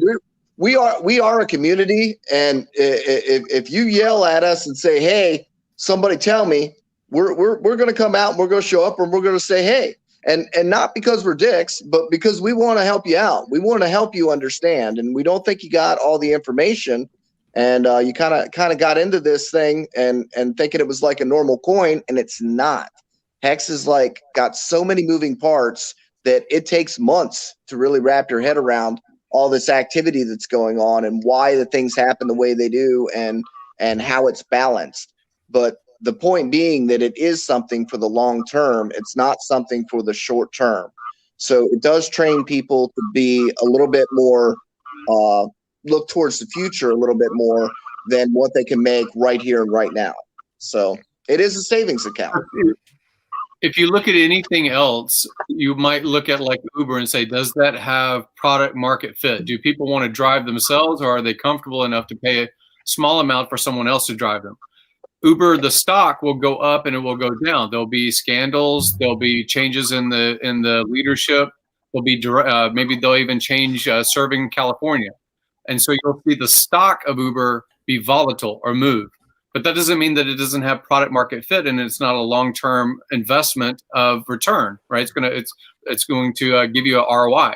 Same thing with real estate. You can say, hey, this has been the quietest neighborhood that's never had any kind of crime whatsoever. But by the way, last week someone got murdered when someone broke into their house. Does that change the value of your house? Yes, it does for that week while it's all over the national news. But it doesn't long-term, right? So you can have short-term events that affect your perception of what your estimate is worth, because other people are right. You gotta look at the same thing with crypto, or specifically Hex. You'll see volatility and you'll say, hey, what's going on? Why is it that 98% of everybody is staked right now? What was that all about? So you can be curious and you can answer those questions if it makes you have more peace of mind to understand it. But if it doesn't, just take the simple approach, which is longer is better, more is better. It's just basically two mechanisms inside of Hex. We can get into T shares and B shares, and the OA has this intention and this group is doing that or whatever. But it doesn't really matter if you want a simple approach. Simple approach is part of my ROI or my margin from other businesses go into Hex. Long term, just like part of my income from being employed would go to a 401k or a pension or whatever else, right? So if you're not paying attention to it on a moment by moment basis, it doesn't really matter. You're just looking at compounding effect.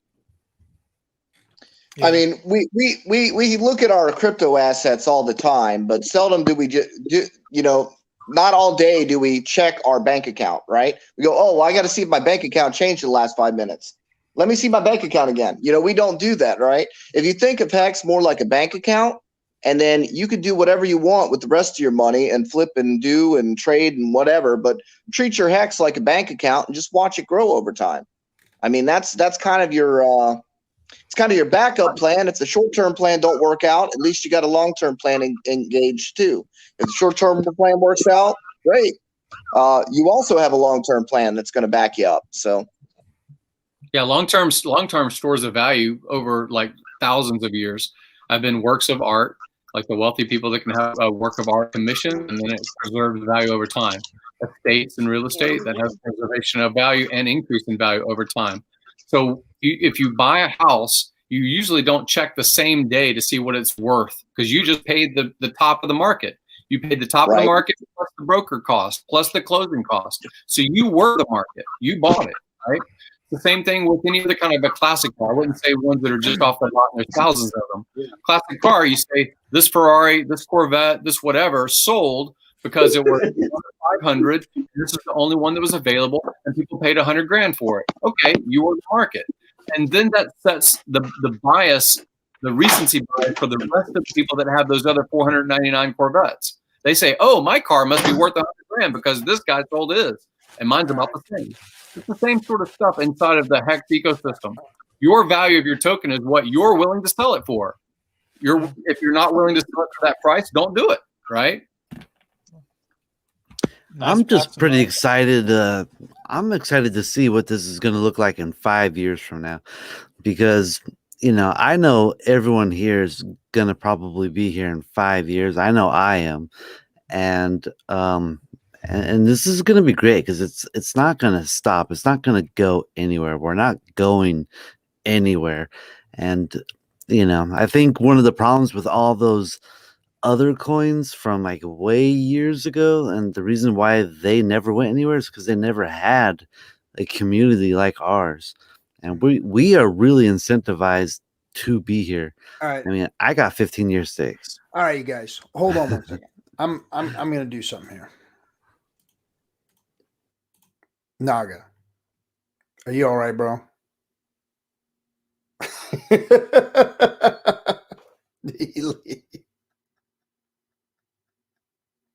You deserve that, you dirty fucking pirate. No, I wasn't. Hold on. He's going out with detail. Look. I wasn't doing that to push you guys down. What I was doing was I was trying to shut the noise off because you guys were like firing all fucking barrels at him right there, and the man already doesn't understand. So we weren't helping nobody by just spewing all the shit that we were just spewing. We needed to talk about this very simply, very calmly, very quietly. Ask him questions and answer his questions, because we were just spitting fire and he wasn't hearing nothing that anybody was saying. You can't just spit fire at people like that. He doesn't know yet. He doesn't know yet. He has a different mentality. He's starting to understand it, but he's being fed through a fucking fire hose right now. Yeah. Versus it needs to be dribbled out. The man's dying in the desert of dehydration. You got to give him a sponge with some water on it right now. That's what needs to happen. There's too much noise going on. Hold on one second. Let me bring him back up. Let me do this real quick, guys. Naga. Hello? Y'all there? So here's what I had to get up out that room, get a better connection because I could barely hear y'all. So I'm coming outside where the connection's better. We're having a bad connection. We're having a bad connection. I know that was like a fire hose coming at you. You still there? Can you hear me? Yeah, I can hear you. I'm just stepping outside of this hotel. Well, that's going to be good. That's probably not going to work any better. That's a little better now. Okay. Oh, there you go. I can hear y'all now. So did you grasp any of that, or was it just like too much for you? No, I grasp it. I understand how it works. It's the long haul. And, even if it would have reached and I got everything I wanted and was satisfied, I'm still not unstaken. So, it's just me talking shit. That's all. I always talk shit. Well, we appreciate you talking shit. We appreciate you talking shit, but we want to make sure you're talking shit in the right direction. And, I know it comes from a good place. I know that what you're out there trying to do is call people out on the carpet. And that's okay for you to call Hex out on the carpet, because what we're trying to do is expose the mentality of trading and changing people's behaviors. Look, Hex isn't a casino. It's not. I know most of crypto is, but Hex isn't. This is your long-term hold right here. Hex is better than Bitcoin. And this is why. See, you wouldn't want to do this shit with Bitcoin because it's a store of value, right? So Hex does everything Bitcoin does, but better. It doesn't have any bugs. It's been audited. It's been checked out. It's more secure. it's faster, and it's a place to store value that's better than BTC. Why? Because you can actually stake it and store it, and it makes more of itself. Period. End of story. The longer you stake it, the more of itself it makes. And that's it. That's it. So it's a store of value. It's not a casino. Those other coins, they're casino coins. They're pull the lever and see if it's going to cha-ching, cha-ching, cha-ching out on your lap. That's it. Hex is not that. And that's why people who tried to pull that lever on Big Payday got nothing coming out of but a trickle. They didn't hit the jackpot like they thought they were going to hit. Hex is a CD. Put your money in, put your Hex in, hold it, wait, and it will pay you big dividends later, and you can go play with all the other stuff with your play money. 10-4.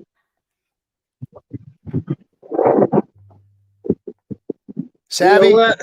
savvy, baby, I savvy. just can't get.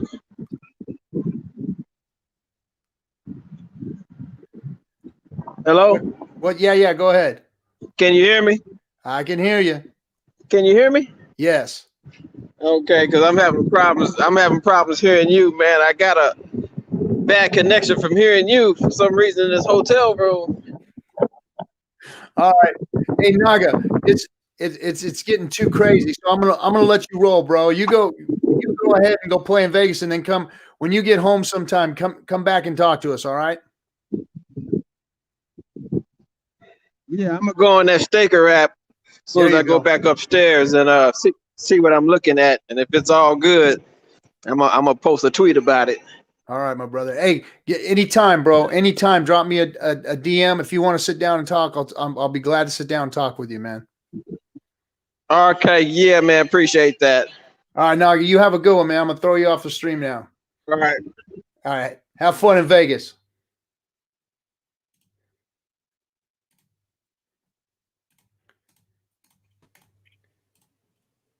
There we go. Now is everybody back? There we go. All right. I just wanted to clear that up because there was just too much going on. Is Crypto not here? Or Coffee? Yeah. He should be. Oh, maybe he dropped off.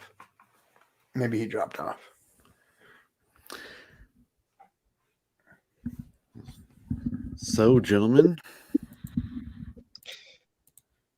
I think it was important as a community to reach out when we do have somebody that kind of goes a little rogue like that. But again, I think Naga kind of. What do you expect? My motherfucker's straight rogue no matter what, man. I think he rather enjoys doing the rogue thing, Yeah, and you know what?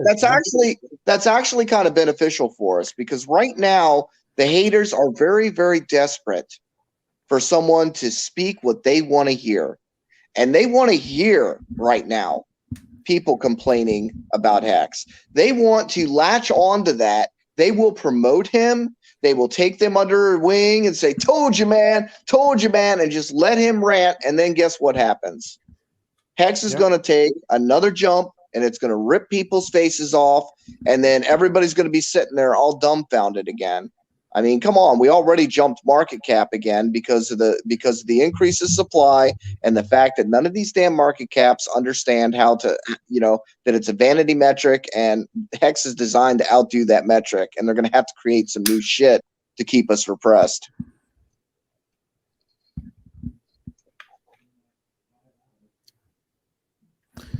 yeah, it's a long-term game for him, for everyone. We just need to stake and wait. Well, for us, it's about educating people and bringing them into the fold and doing it properly. And again, I know we're all full of information and good information, but you got to realize, like if you pick somebody up off the streets and they're a wet drunk and they've been drinking their whole life and they're about dead from drinking alcohol, you can't start explaining to them how to save their money and get a bank account and do that kind of stuff. That's not what's first. What's first is you got to pick them up, dust them off, and you got to get them sober and you got to get them healthy. And then you slowly start working them into the contrast there, Archie. But what I'm saying is that these guys have a fucked up mentality, and they think differently, and they don't understand. See, to get from here to over here, you got to go through this, and we're talking over here already for these guys. We got to make sure that we're starting at the beginning and saying, hey, look, I understand your attitude and your mentality about all of this, but let's take a step back and show you exactly what this is all about. This is the long game, not the short game. You played the short game, you lost. Let me explain the long game to you when you're ready or when you can understand it. And then, right now on stream with 4 guys firing fucking information, innuendos, and all kinds of other shit at them is not really the way somebody's going to learn about it. We would, we're hearing ourselves talk about the shit that we know, which makes us feel better. But really, what's it doing for a guy like Naga? He's in Vegas, man. He's getting ready to party. He's probably got a couple beers in him. He's probably getting ready to go down to the casino. He's like, man, what these fucking fools talking about? I lost a bunch of money and I'll learn about it later, whatever, So, we gotta put it into perspective and we gotta make sure we're doing the right thing. We're doing things good. I just wanted to make sure that he understood that, we get it. We get where he's coming from, but there's a better way and we can show you, Yeah, you're definitely right about, we need to help them change their mentalities, because I swear, like 99% of the people that I've introduced into cryptos, they're there for the quick flip. They're there to just kind of like, oh, this can go up really fast, really quick. I'm going to get out. I'm going to go, buy a nice dinner or whatever. And we just need to change their mentality.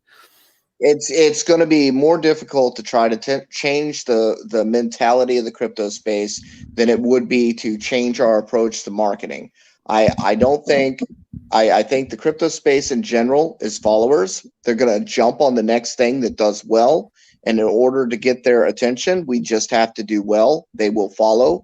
But as far as our focus should be when Staker app finishes up and we've got that easy onboarding thing, then we, tell our friends and we tell our family, and we can use that as a tool for onboarding. And their first introduction to crypto is HEX, and they're not introduced to all the garbage first. When you're working within a space that already has a gambling mentality to begin with, and you're trying to convert them, converting is way, way much more difficult than just talking to somebody who already has that kind of mentality where they want to save. There are people that are savers. There are people that are starved for this particular type of product that have not had the option or the exposure to it that we need to reach out to first. You're not going to save all traders. It becomes a lifestyle, and you're doing the cut off.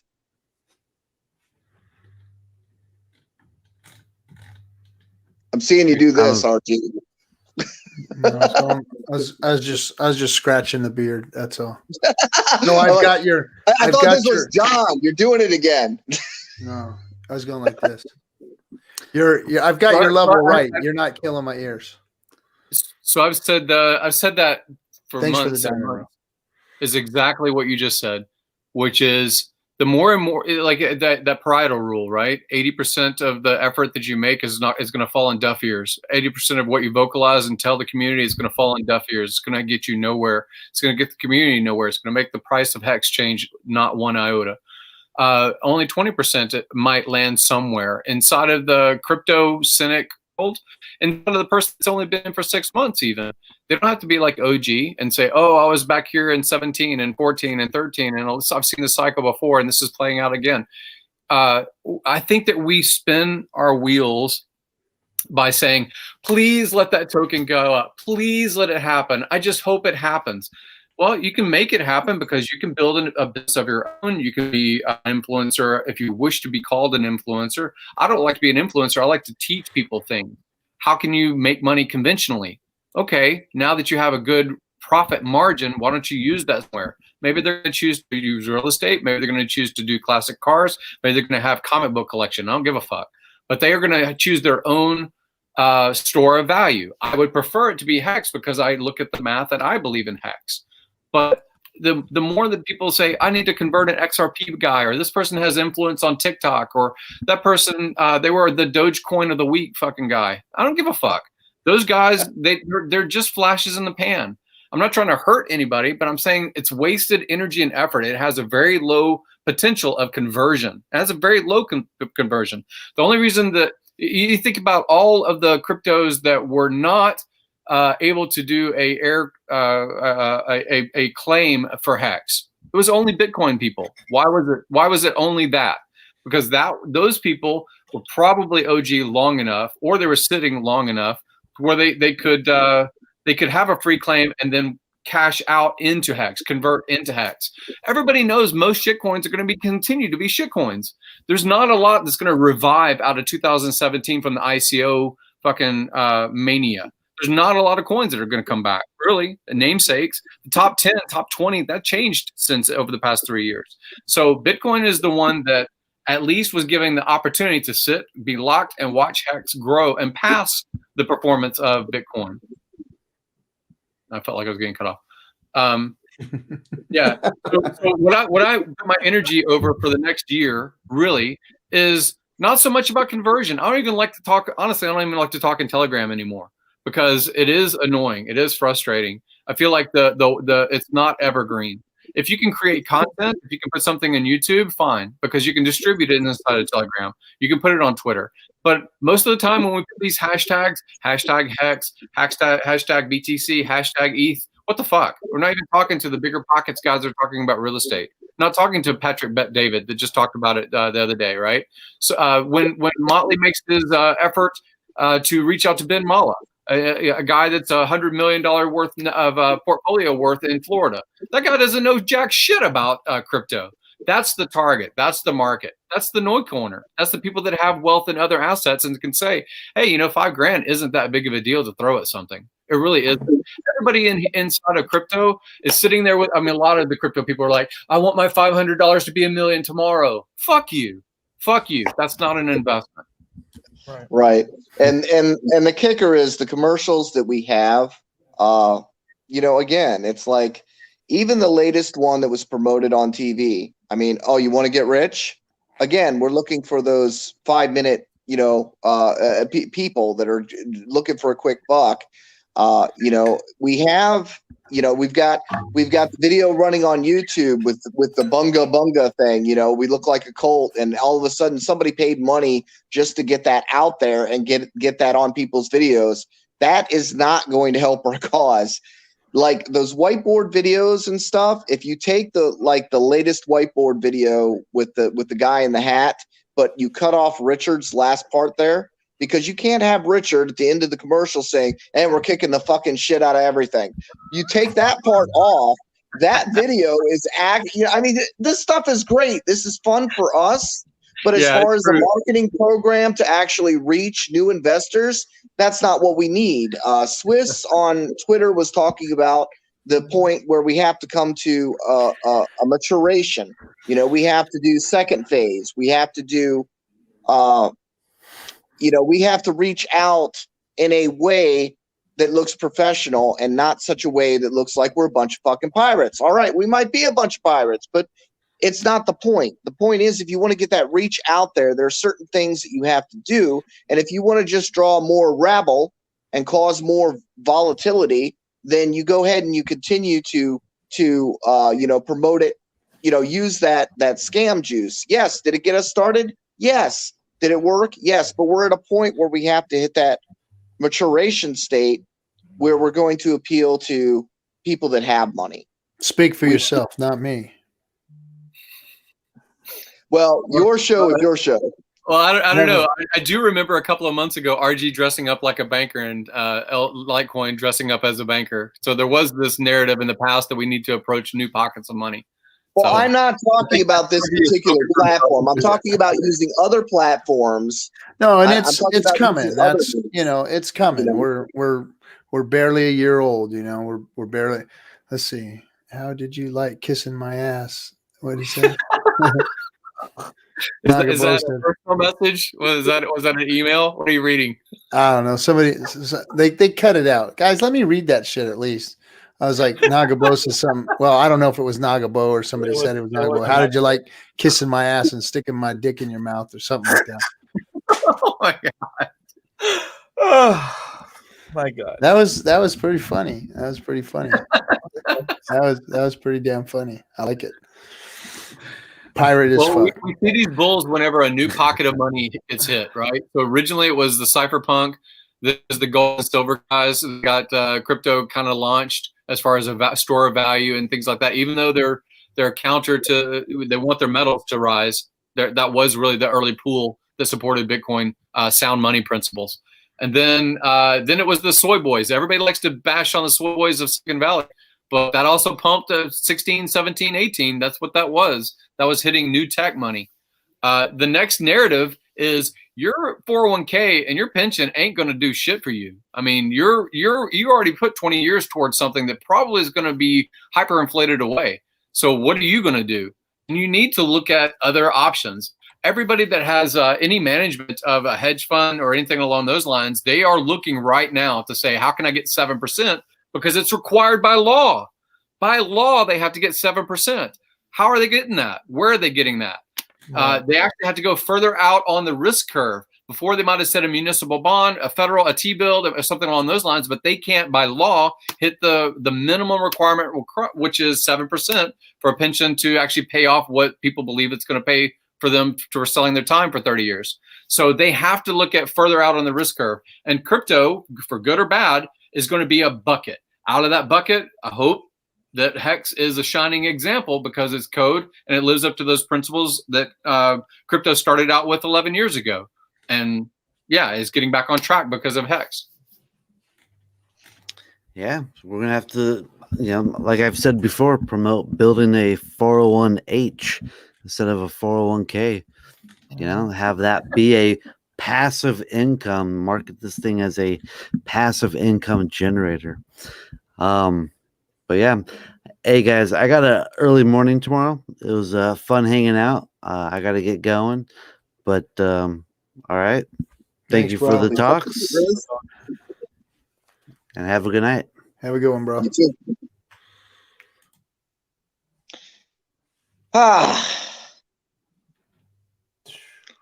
So RG, what do you think? What do you think the next move is? Not messing with my show. No, I mean that's never going to happen. This is all in fun. I mean, it was always meant to be that way. It was always meant to be fun. It's meant to showcase the whole community. It was supposed to get into issues and get into shit like this and try and work the situations out or fucking not work them out, whatever, But I mean, we've got to be patient with people. We've got to be the educators, and we've got to showcase every aspect of what's going on. We've always done that. We've always had controversial shit on air and let people duke it out and whatever. But as far as like what you're talking about, you're absolutely correct. Mainstream media type of blitz needs to happen eventually. I think that needs to be a natural progression. We've already seen some of the birthings of it, in London and with all the periodicals and papers and billboards and car wraps and all that kind of stuff that's been going on. So there's kind of sporting events being advertised on. So there's kind of a model being built there, it looks like. So there's some type of a model of how HEX is going to go mainstream on a global scale, more than likely. And that's going to be a hell of a glorious freaking day, man. And you know what? I mean, real advertising, I don't think necessarily the grayscale way is going to hit the masses. That clean cut, financial bullshit fucking ads that they got, I think there's holes in their information. It's not really clean cut. It's very subjective. It's subjective in a way where they're not providing you enough information. They're expecting people to do the research. People do want to be spoon fed to a certain extent. And it's not a bad marketing plan. I just think that there is more shiny objects that can be added to that. And I think that, HEX of itself, its name, its colors, its logo. You know, the whole thing is going to be flashier, period, end of story anyway. It's just a better product than Bitcoin when it comes to, you know, its marketability. That commercial was for a bunch of old people. And you're right. And you're right. Who are they really kowtowing to, and what are they trying to target? Drop the gold out of your portfolio. For one, you have to have gold, and two, you have to have a portfolio. So I mean, no one under 40. No one under 40. Yeah, no one under 40. Unless they've got, you know, family members that have given it to them, you know, which is very, very few probably. Right. It was cool. It was cool to see. I mean, we just look. Right now, any commercial that Hex makes at all, the Hex community makes, is a fucking win, because you're better off with that than nothing. I mean, you really are. Like, it's sort of like the squeakiest wheel gets the grease sort of thing right now. And this community is developing right now, and the best thing we can do is just keep fucking succeeding. The longer we survive, the more they can't deny us. And as soon as they can't fucking deny us, they're going to want to be us. And they're just at no point in any of this thing, right? They fight us out. I buy more coins. I get more shares. They start buying up my Hex coins. I start making even more money, and I buy more coins, and I get more shares.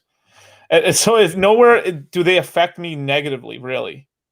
It's just time preference, really. It's like what's your time preference? And this market is just heating up. There's new and new people coming in all the time. The bigger, more influence, we're all growing as influencers and stuff.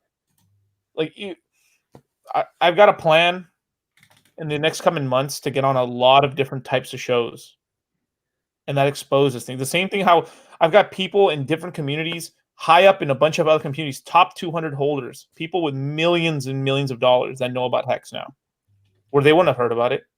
They're too busy. They're too busy on their $1 million bags. But guess what happened? All these guys who makes millions of dollars. I'm not talking about outside of the world. I'm talking about crypto guys with millions of dollars around my age, with millions of dollars in crypto. They're still looking for the next scratch. They're still looking for the next thing. They always are. They always say, no. I'm diversifying. I'm not diversifying, or I'm diversifying out and stuff and doing this and this, but they're diversifying into other assets because they want to make even more money.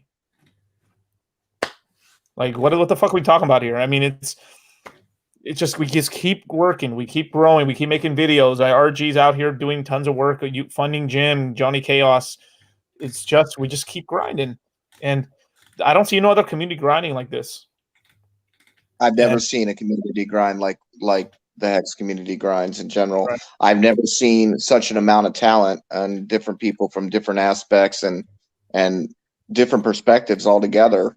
You know, from financial to real estate and you know, engineering and whatever. You know, I mean, there's just so many.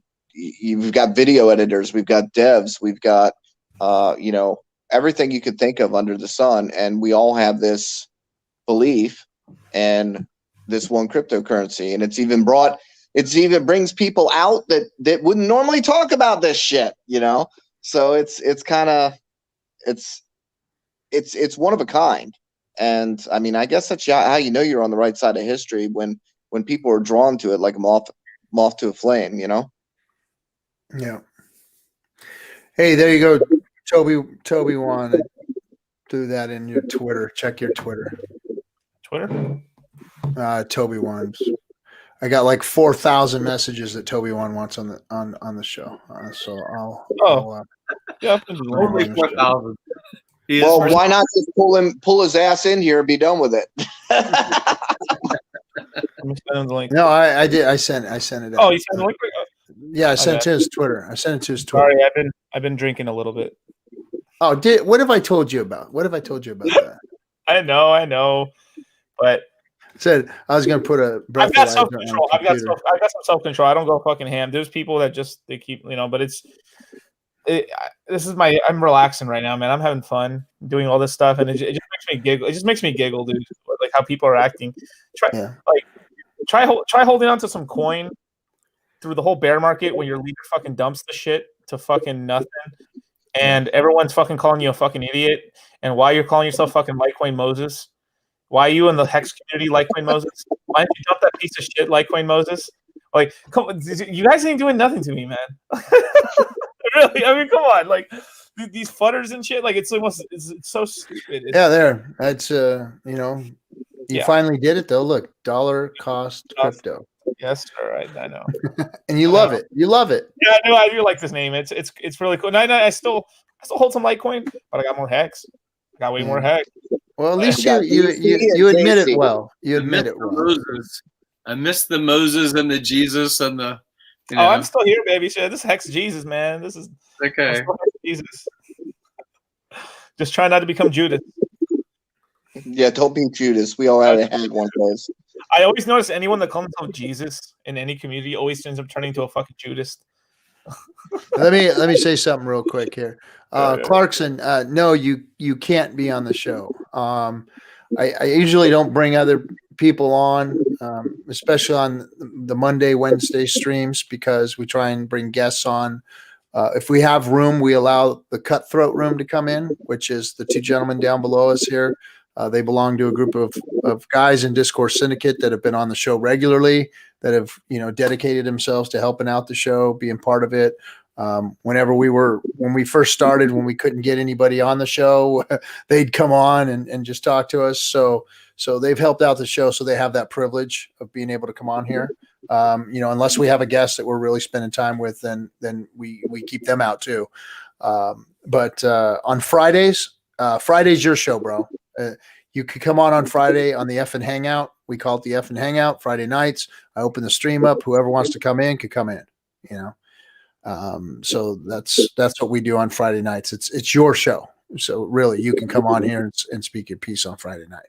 And I don't know what happened to you, Toby Wan. I put the link in your Twitter if you want to come in. Yeah, and Toby, can I just say one thing, dude? It's not that I'm trying to ignore you, man. Just listen to what RG just said right now. We let a bunch of the community people on Friday and stuff, but sometimes we have guests and everything, man. Like, dude, it's like I want to let everyone on all the time, but we were doing that for like just to give you some inside baseball. We were doing that too much. Like we were doing the FN Hangout every day of the week for like a while, basically.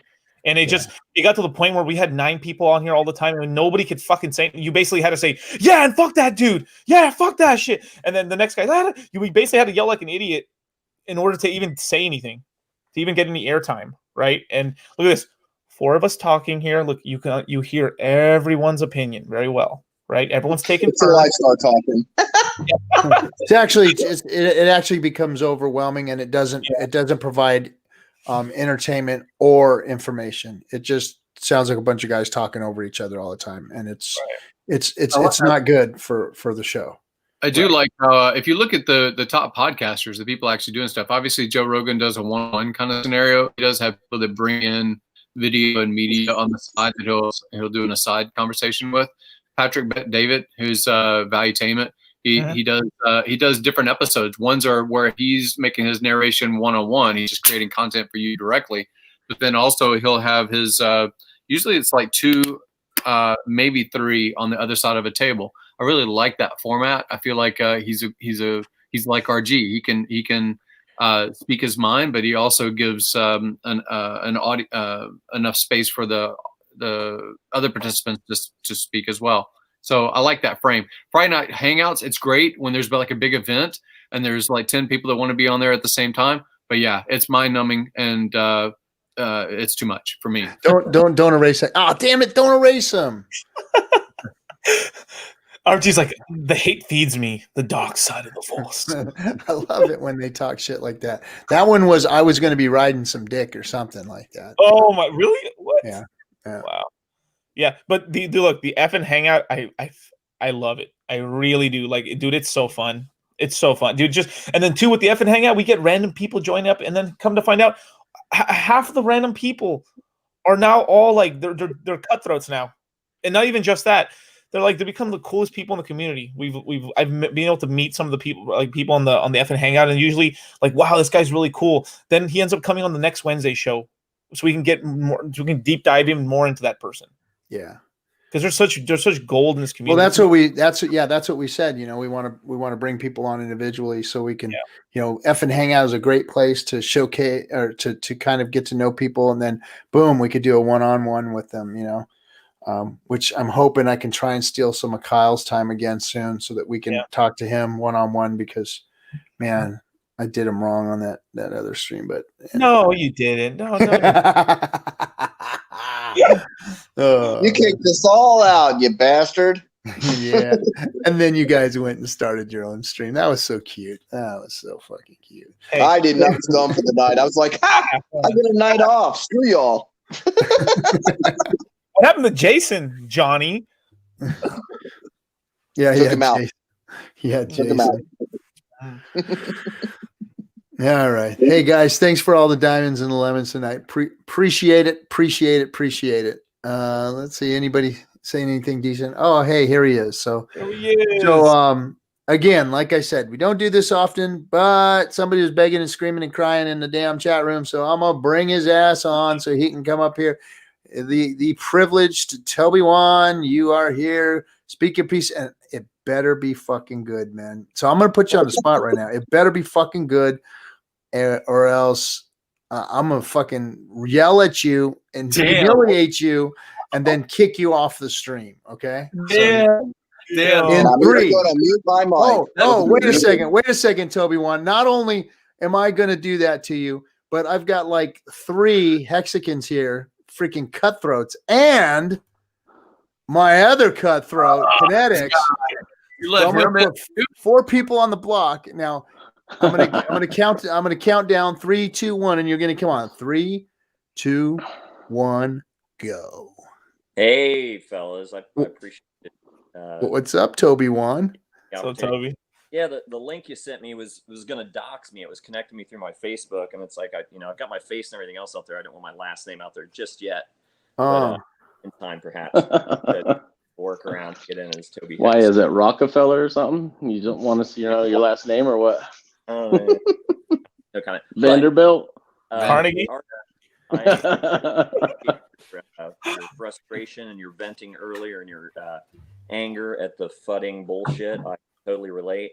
And the reason I wanted to jump on is because, this is not a flex. I'm not even a fucking shark.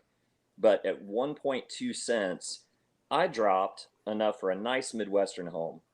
So if there's somebody that should be pissed right now about a dump, then why wouldn't I be?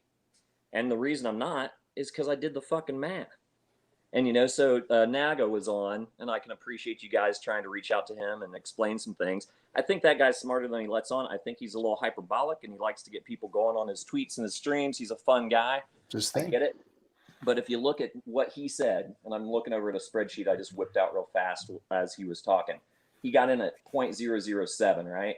So I forget what he said he put in, $7,000, but I think he only did like maybe $1,000 of that or something. I don't know. So I did $5,000. Like, let's say you put in $5,000 at 0.007. That would have yielded you around 715,000 hex. If you got your BPD multiple at 35%, that would put you in at around 964,000 hex. So your break even is at 0.0051. Right this minute, we're at 0.0038. You're down 26 fucking percent from the day before BPD. So why are people freaking the fuck out? Does no one know how to do math? That is nothing.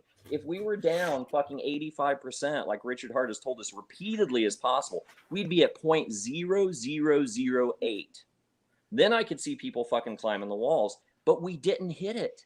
And if we can weather this storm and only drop 26%, that's what it boils down to. If you do the fucking math on it and you look at it and you say, okay, I bought in at 0.007, which is what it was trading at the day before BPD, and you got your 35%, right now, you are down 26%. That's it. That's it. That is fucking nothing. So we are in a consolidation phase, as every trader will tell you that's been around that's worth their fucking salt. It's leveling out.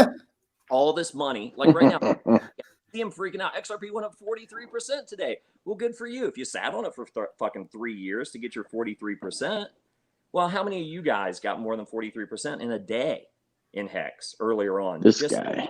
Right. Me too. Because that money I threw in at 1.2 cents, you don't think I had a whole fucking lot more than that in earlier, building up. And then I FOMO'd myself. I FOMO'd myself when it broke a penny, and I fucking threw the whole bag at it. you know. So, and I'm not sweating it at all. It is like this. Well, I think those of us who have a longer time horizon who don't have to sell right now, it's just a blip in the chart.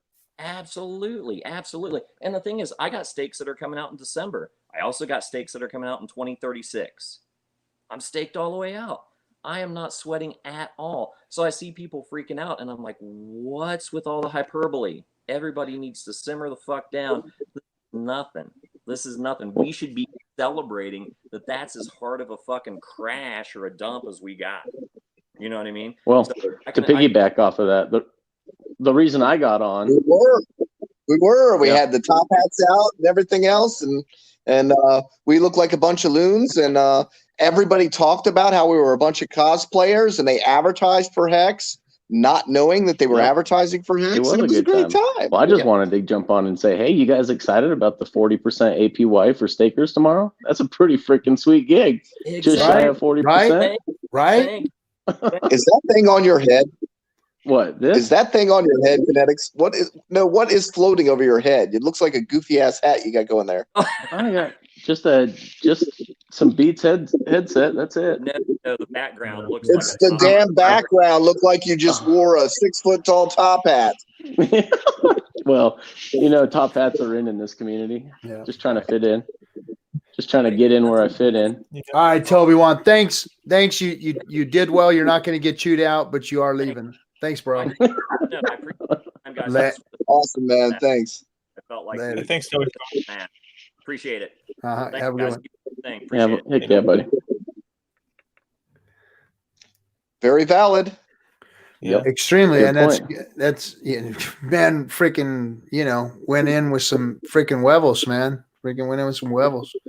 Talking about a house at over 1 cent, Mm-hmm. Went in, and he ain't shook. So, true Hexagon, right on. If anything, right now is a great buying opportunity. It's on sale for Black Friday. let me see. You didn't fucking wow me though. You didn't wow me, Toby. But appreciate your story, man. Appreciate your story. Come on to FN Hangout a few more times, and then we'll see you. Well, make you worth your salt. We got a good share rate and a good price right now. What happened is, because the OA's behavior, the stake rate did not jump like we thought it would. It could have been upwards of 30,000 per T share, and we're only at half that. So the share rate did jump. It was a big jump, but nowhere near as big of a jump as we thought it would be. And it is actually, with the price of Hex being down and the share cost being down, it is an excellent time to go buy. I need to go. Mm-hmm. I need to go, guys. Got to go break the piggy bank real quick. See you guys in Hexarico. Yeah. Yeah, whatever. Yeah, I'm excited. I'm honestly, I said in the chat earlier, if I could get my hands on $100,000 right now, if anyone in the community wants to check my credit score and lend me $100,000, I'd feel super confident in doing it right now at this moment. Why would you do that when you're going to use it for and they're going to invest themselves? It'd be better to have $200,000 for tax. There you go. Then the little interest they're going to get from your ass. I'm going to start digging around for all my collectibles and seeing what I can eBay them for. And right. That's why I was into my baseball cards and comics today, guys. If you were following me on Twitter, I'm like, hey, I'm going to sell this shit and turn it into something that works. Did it have anything to do with the Patrick Bet David podcast where he's selling his Wayne Gretzky for $1 million? He sold it. It's his rookie. It's his rookie card. It's at Heritage Auctions right now. The minimum. The reserve is $1 million on it. On the Gretzky rookie? Yeah. Now Wayne Gretzky never signed a card, huh? Nope. He only signed one for his kid, right? He signed one for his kid. There's one of two of this pristine condition. That's been rated. That's been graded by a professional company. And so, and the other guy, he said, and the other guy, he goes, I know him personally, and he's never going to sell. So they expect it to probably go between 3 and 4 mil. Damn. Isn't that interesting? Isn't that there's a piece of cardboard, right? Yeah. Put on it. Initially, it was because of nostalgia. People, hung on to the cards. They traded with their friends, but they hung on to the cards. And then later it started to climb in price, just like comic books or any other kind of memory of your teenage years or toddler years. And then it becomes commercialized and becomes an actual, what you would call an asset. Someone comes out, they have a whole profession where they make sure that the autograph is correct and that the corners aren't bent and there's no other comparable. Isn't that interesting that a piece of cardboard with a die cut print on it is worth $1 million? I know. Yeah, especially since baseball cards really took a shit when everybody lost interest in baseball. That's baseball, honestly. I've tried to go to games recently. I'm like, I gotta look at other things. Well, the strike thing really sent the value of baseball cards like really, really far down. And then if the players get into trouble, then that sends the price of their cards really down. And I got hit. I've got some 1985 baseball cards that are mint condition, perfect cases, everything. But then they added in that grading system where you got to go pay somebody to grade your card. Yeah. So there's another middleman in the factor. So, it's in comics were another thing. I'm big into comics. I've got plenty of comics, but you know what happened? The rarity of certain comics still works out okay, but people started getting into the new series. And then once they got into the new series, those old series weren't as important. It didn't become the new narrative because they changed the storylines. So no, that's not the real story. This is the story. So the stuff that was pre that tended to go down in value. So you got, $1,000 comic all of a sudden is worth $30. And you're like, it's worse than crypto. No financial advice right here. If you guys want to like dump on some millennials in the future. Pokemon. Yeah, sure, dude. Watch Garbage Pail Kid. Look at this. You guys Garbage Pail Kids. Oh, Charizard. Yep. Look at that. I used to play Magic cards, and that shit got stupid because it was a card game. So you talk about mint condition of cards and everything, dude. We bought it. It was a game. We shuffled them. Yeah. It's like now everybody's got proxies and they got things in cases, and it's like insane. You never. But that goes back to never thinking that something isn't going to appreciate in value. When you're in the very beginning. That's for that one right there is the general one. There's a rare version of it that they just sold for $300K. Say what? 300,000. I'm just telling you, if not financial advice, but I'm just saying, if there's any Pokemon card out here that you want to hold, get your hands on a fucking Charizard for 20 G's. Sit on that bitch. You'll sell that shit one day for like $500,000 to $1 million. Or I can sell it for HEX now and get 40% APY. You don't know. That is some bullshit right there. That is some serious. So then my Kobe card, my Kobe rookie's got to be worth some serious coin. Your Kobe rookie's doing nice right now. Yeah. For real, it's doing nice. Yeah. I hate under the circumstances, but even a Chansey, like a Chansey, first edition Chansey is $4,000. PSA 10, of course. Blastoise is cool. This is the one card I never had. That'd be really cool. It's almost 6 G's on average. Let's see, what's another one? Fucking kidding me, man. Alakazam. The tennis shoe thing again. It's your sense of nostalgia that drives it up. And when you have liquid finance in the future, you just splurge. You say, I want to get that. Yep. No, I have a G.I. Joe. I have a 1964 G.I. Joe in the box, so I did the same thing. I FOMO'd into the G.I. Joe. Because you were like, what, 20, 22 years old when that came out? Yeah. Eat a dick again.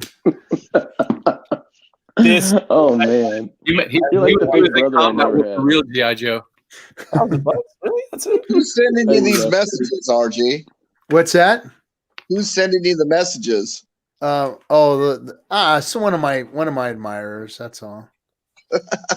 That's all. They just love me. I mean, why would they continue to? I mean, they got to go in and create a whole new freaking profile. Come in here. Think of Every something time- really cool to say, which guys, I love what you're saying because it's like shit I would say. So I love it. And then they get kicked and it's like, damn, they have to do, you know.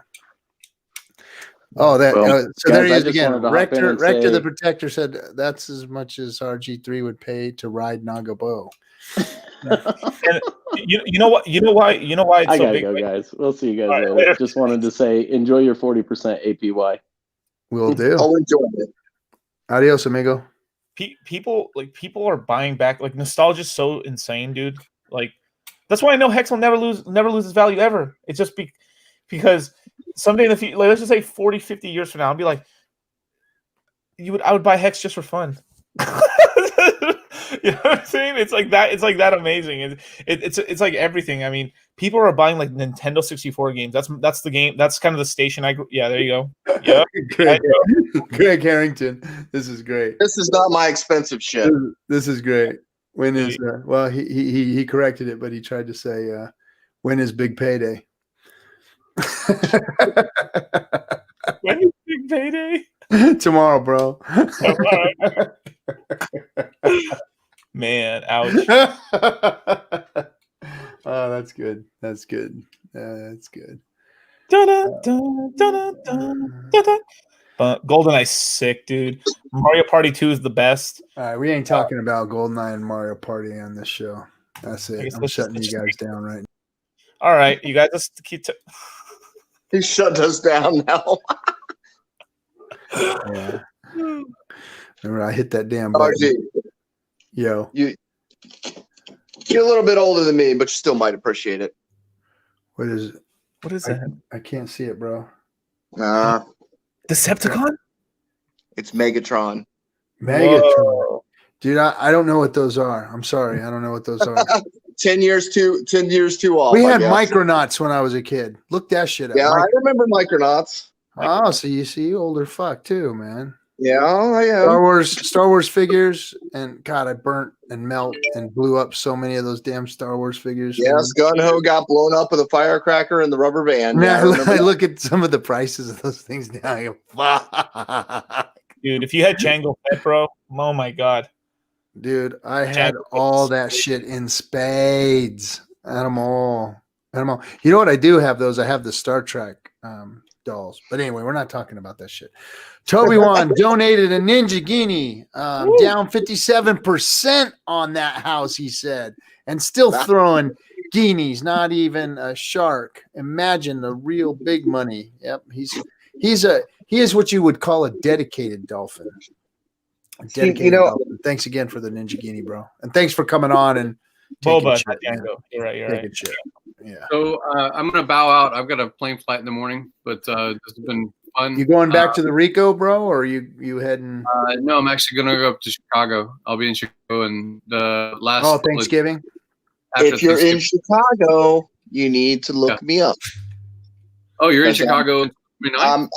I'm not in Chicago, but you guys about can meet an hour and halfway. 30 minutes from. Yeah, so DM me. Like I said, I fly tomorrow. I don't have that many plans other than what I have to get done tomorrow, which is going to be short term. And then the holiday I'll spend up there. And then I'm planning on meeting up with Crypto Coffee and doing some streams on Friday or Saturday. Nice. So Well, both of y'all need to come down my way where there's no traffic. Yeah. So All right, bro, DM safe travels, man. Safe travels. We'll see you. later. Talk to you later, Johnny. Take care. Look, Ross says RG3 says, "What is that stuff we breathe? Kinetics, air." That's why you're a mod, Ross. That's why you're a mod. Yeah. All right, gentlemen. I wanted to tell everybody that we are one stream away from being VPs. We're one stream away from going VP. So a Wednesday show is going to do that. We're gonna go one-on-one with Kareem on Wednesday. Nice. And bring that on. And so you guys have some questions, you want to talk to Kareem, or you want to talk to him about some of the things he's been saying or whatever, come on Wednesday. That's what we're going to do. And thanks for supporting us. Thanks for helping us get to the 1,000 viewers. Big big special thanks to Ski Cat for all of his generous donations, and to the Hex community donation of the 5,555,000 Hex. Appreciate you. Don't worry, guys. I'm not gonna not give away the chest. I see you. They're having a lemon fight right now, going, oh shit, he's gonna leave without fucking throwing the chest. No. I will put the chest out there tonight, guys. I will. It's gonna happen. And yeah, Ski Cat is a boss. So thank you, Ski Cat, for helping us to get to that point. But we will hit that mark on Wednesday, and then we'll have a special kind of show on Friday on the FN Hangout. All right, fellas, thanks for coming on. We're going at 3 hours again here. It's work week now for me. Now I got to work, so I got to give them go to work. So no more 6 hour streams, 5 hour streams. No, the Kraken. The Kraken. Okay, okay. All right, guys. Have a good one. We'll get you on the next one. Just kidding. What, you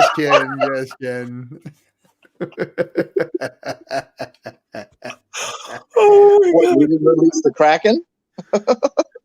Yeah, I'm gonna do it right now. Heart attacks. Watch what they do. All right, they're gonna go. Wait. Let's see. There we go. You fuckers. Okay, here's your damn chest. Let's see here. Haven't these people taken enough stress? They're looking at their accounts going, it's all good. It wasn't there to begin with. You can't do anything with it anyway. You're staked. All right, let's see. 17, 16, 15.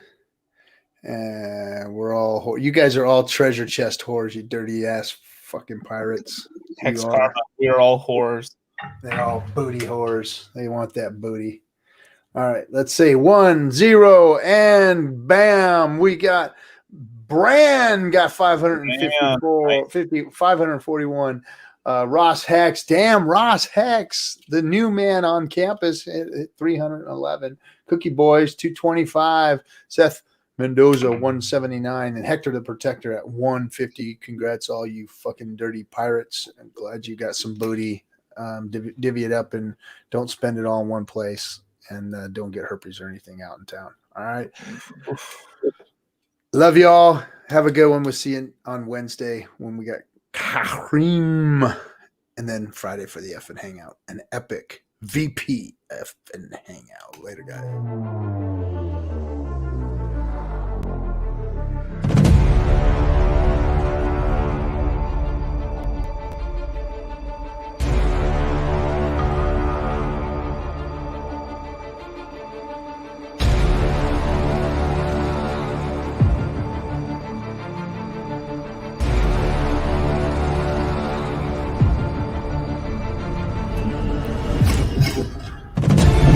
I'll put a hex on you, and now you're mine.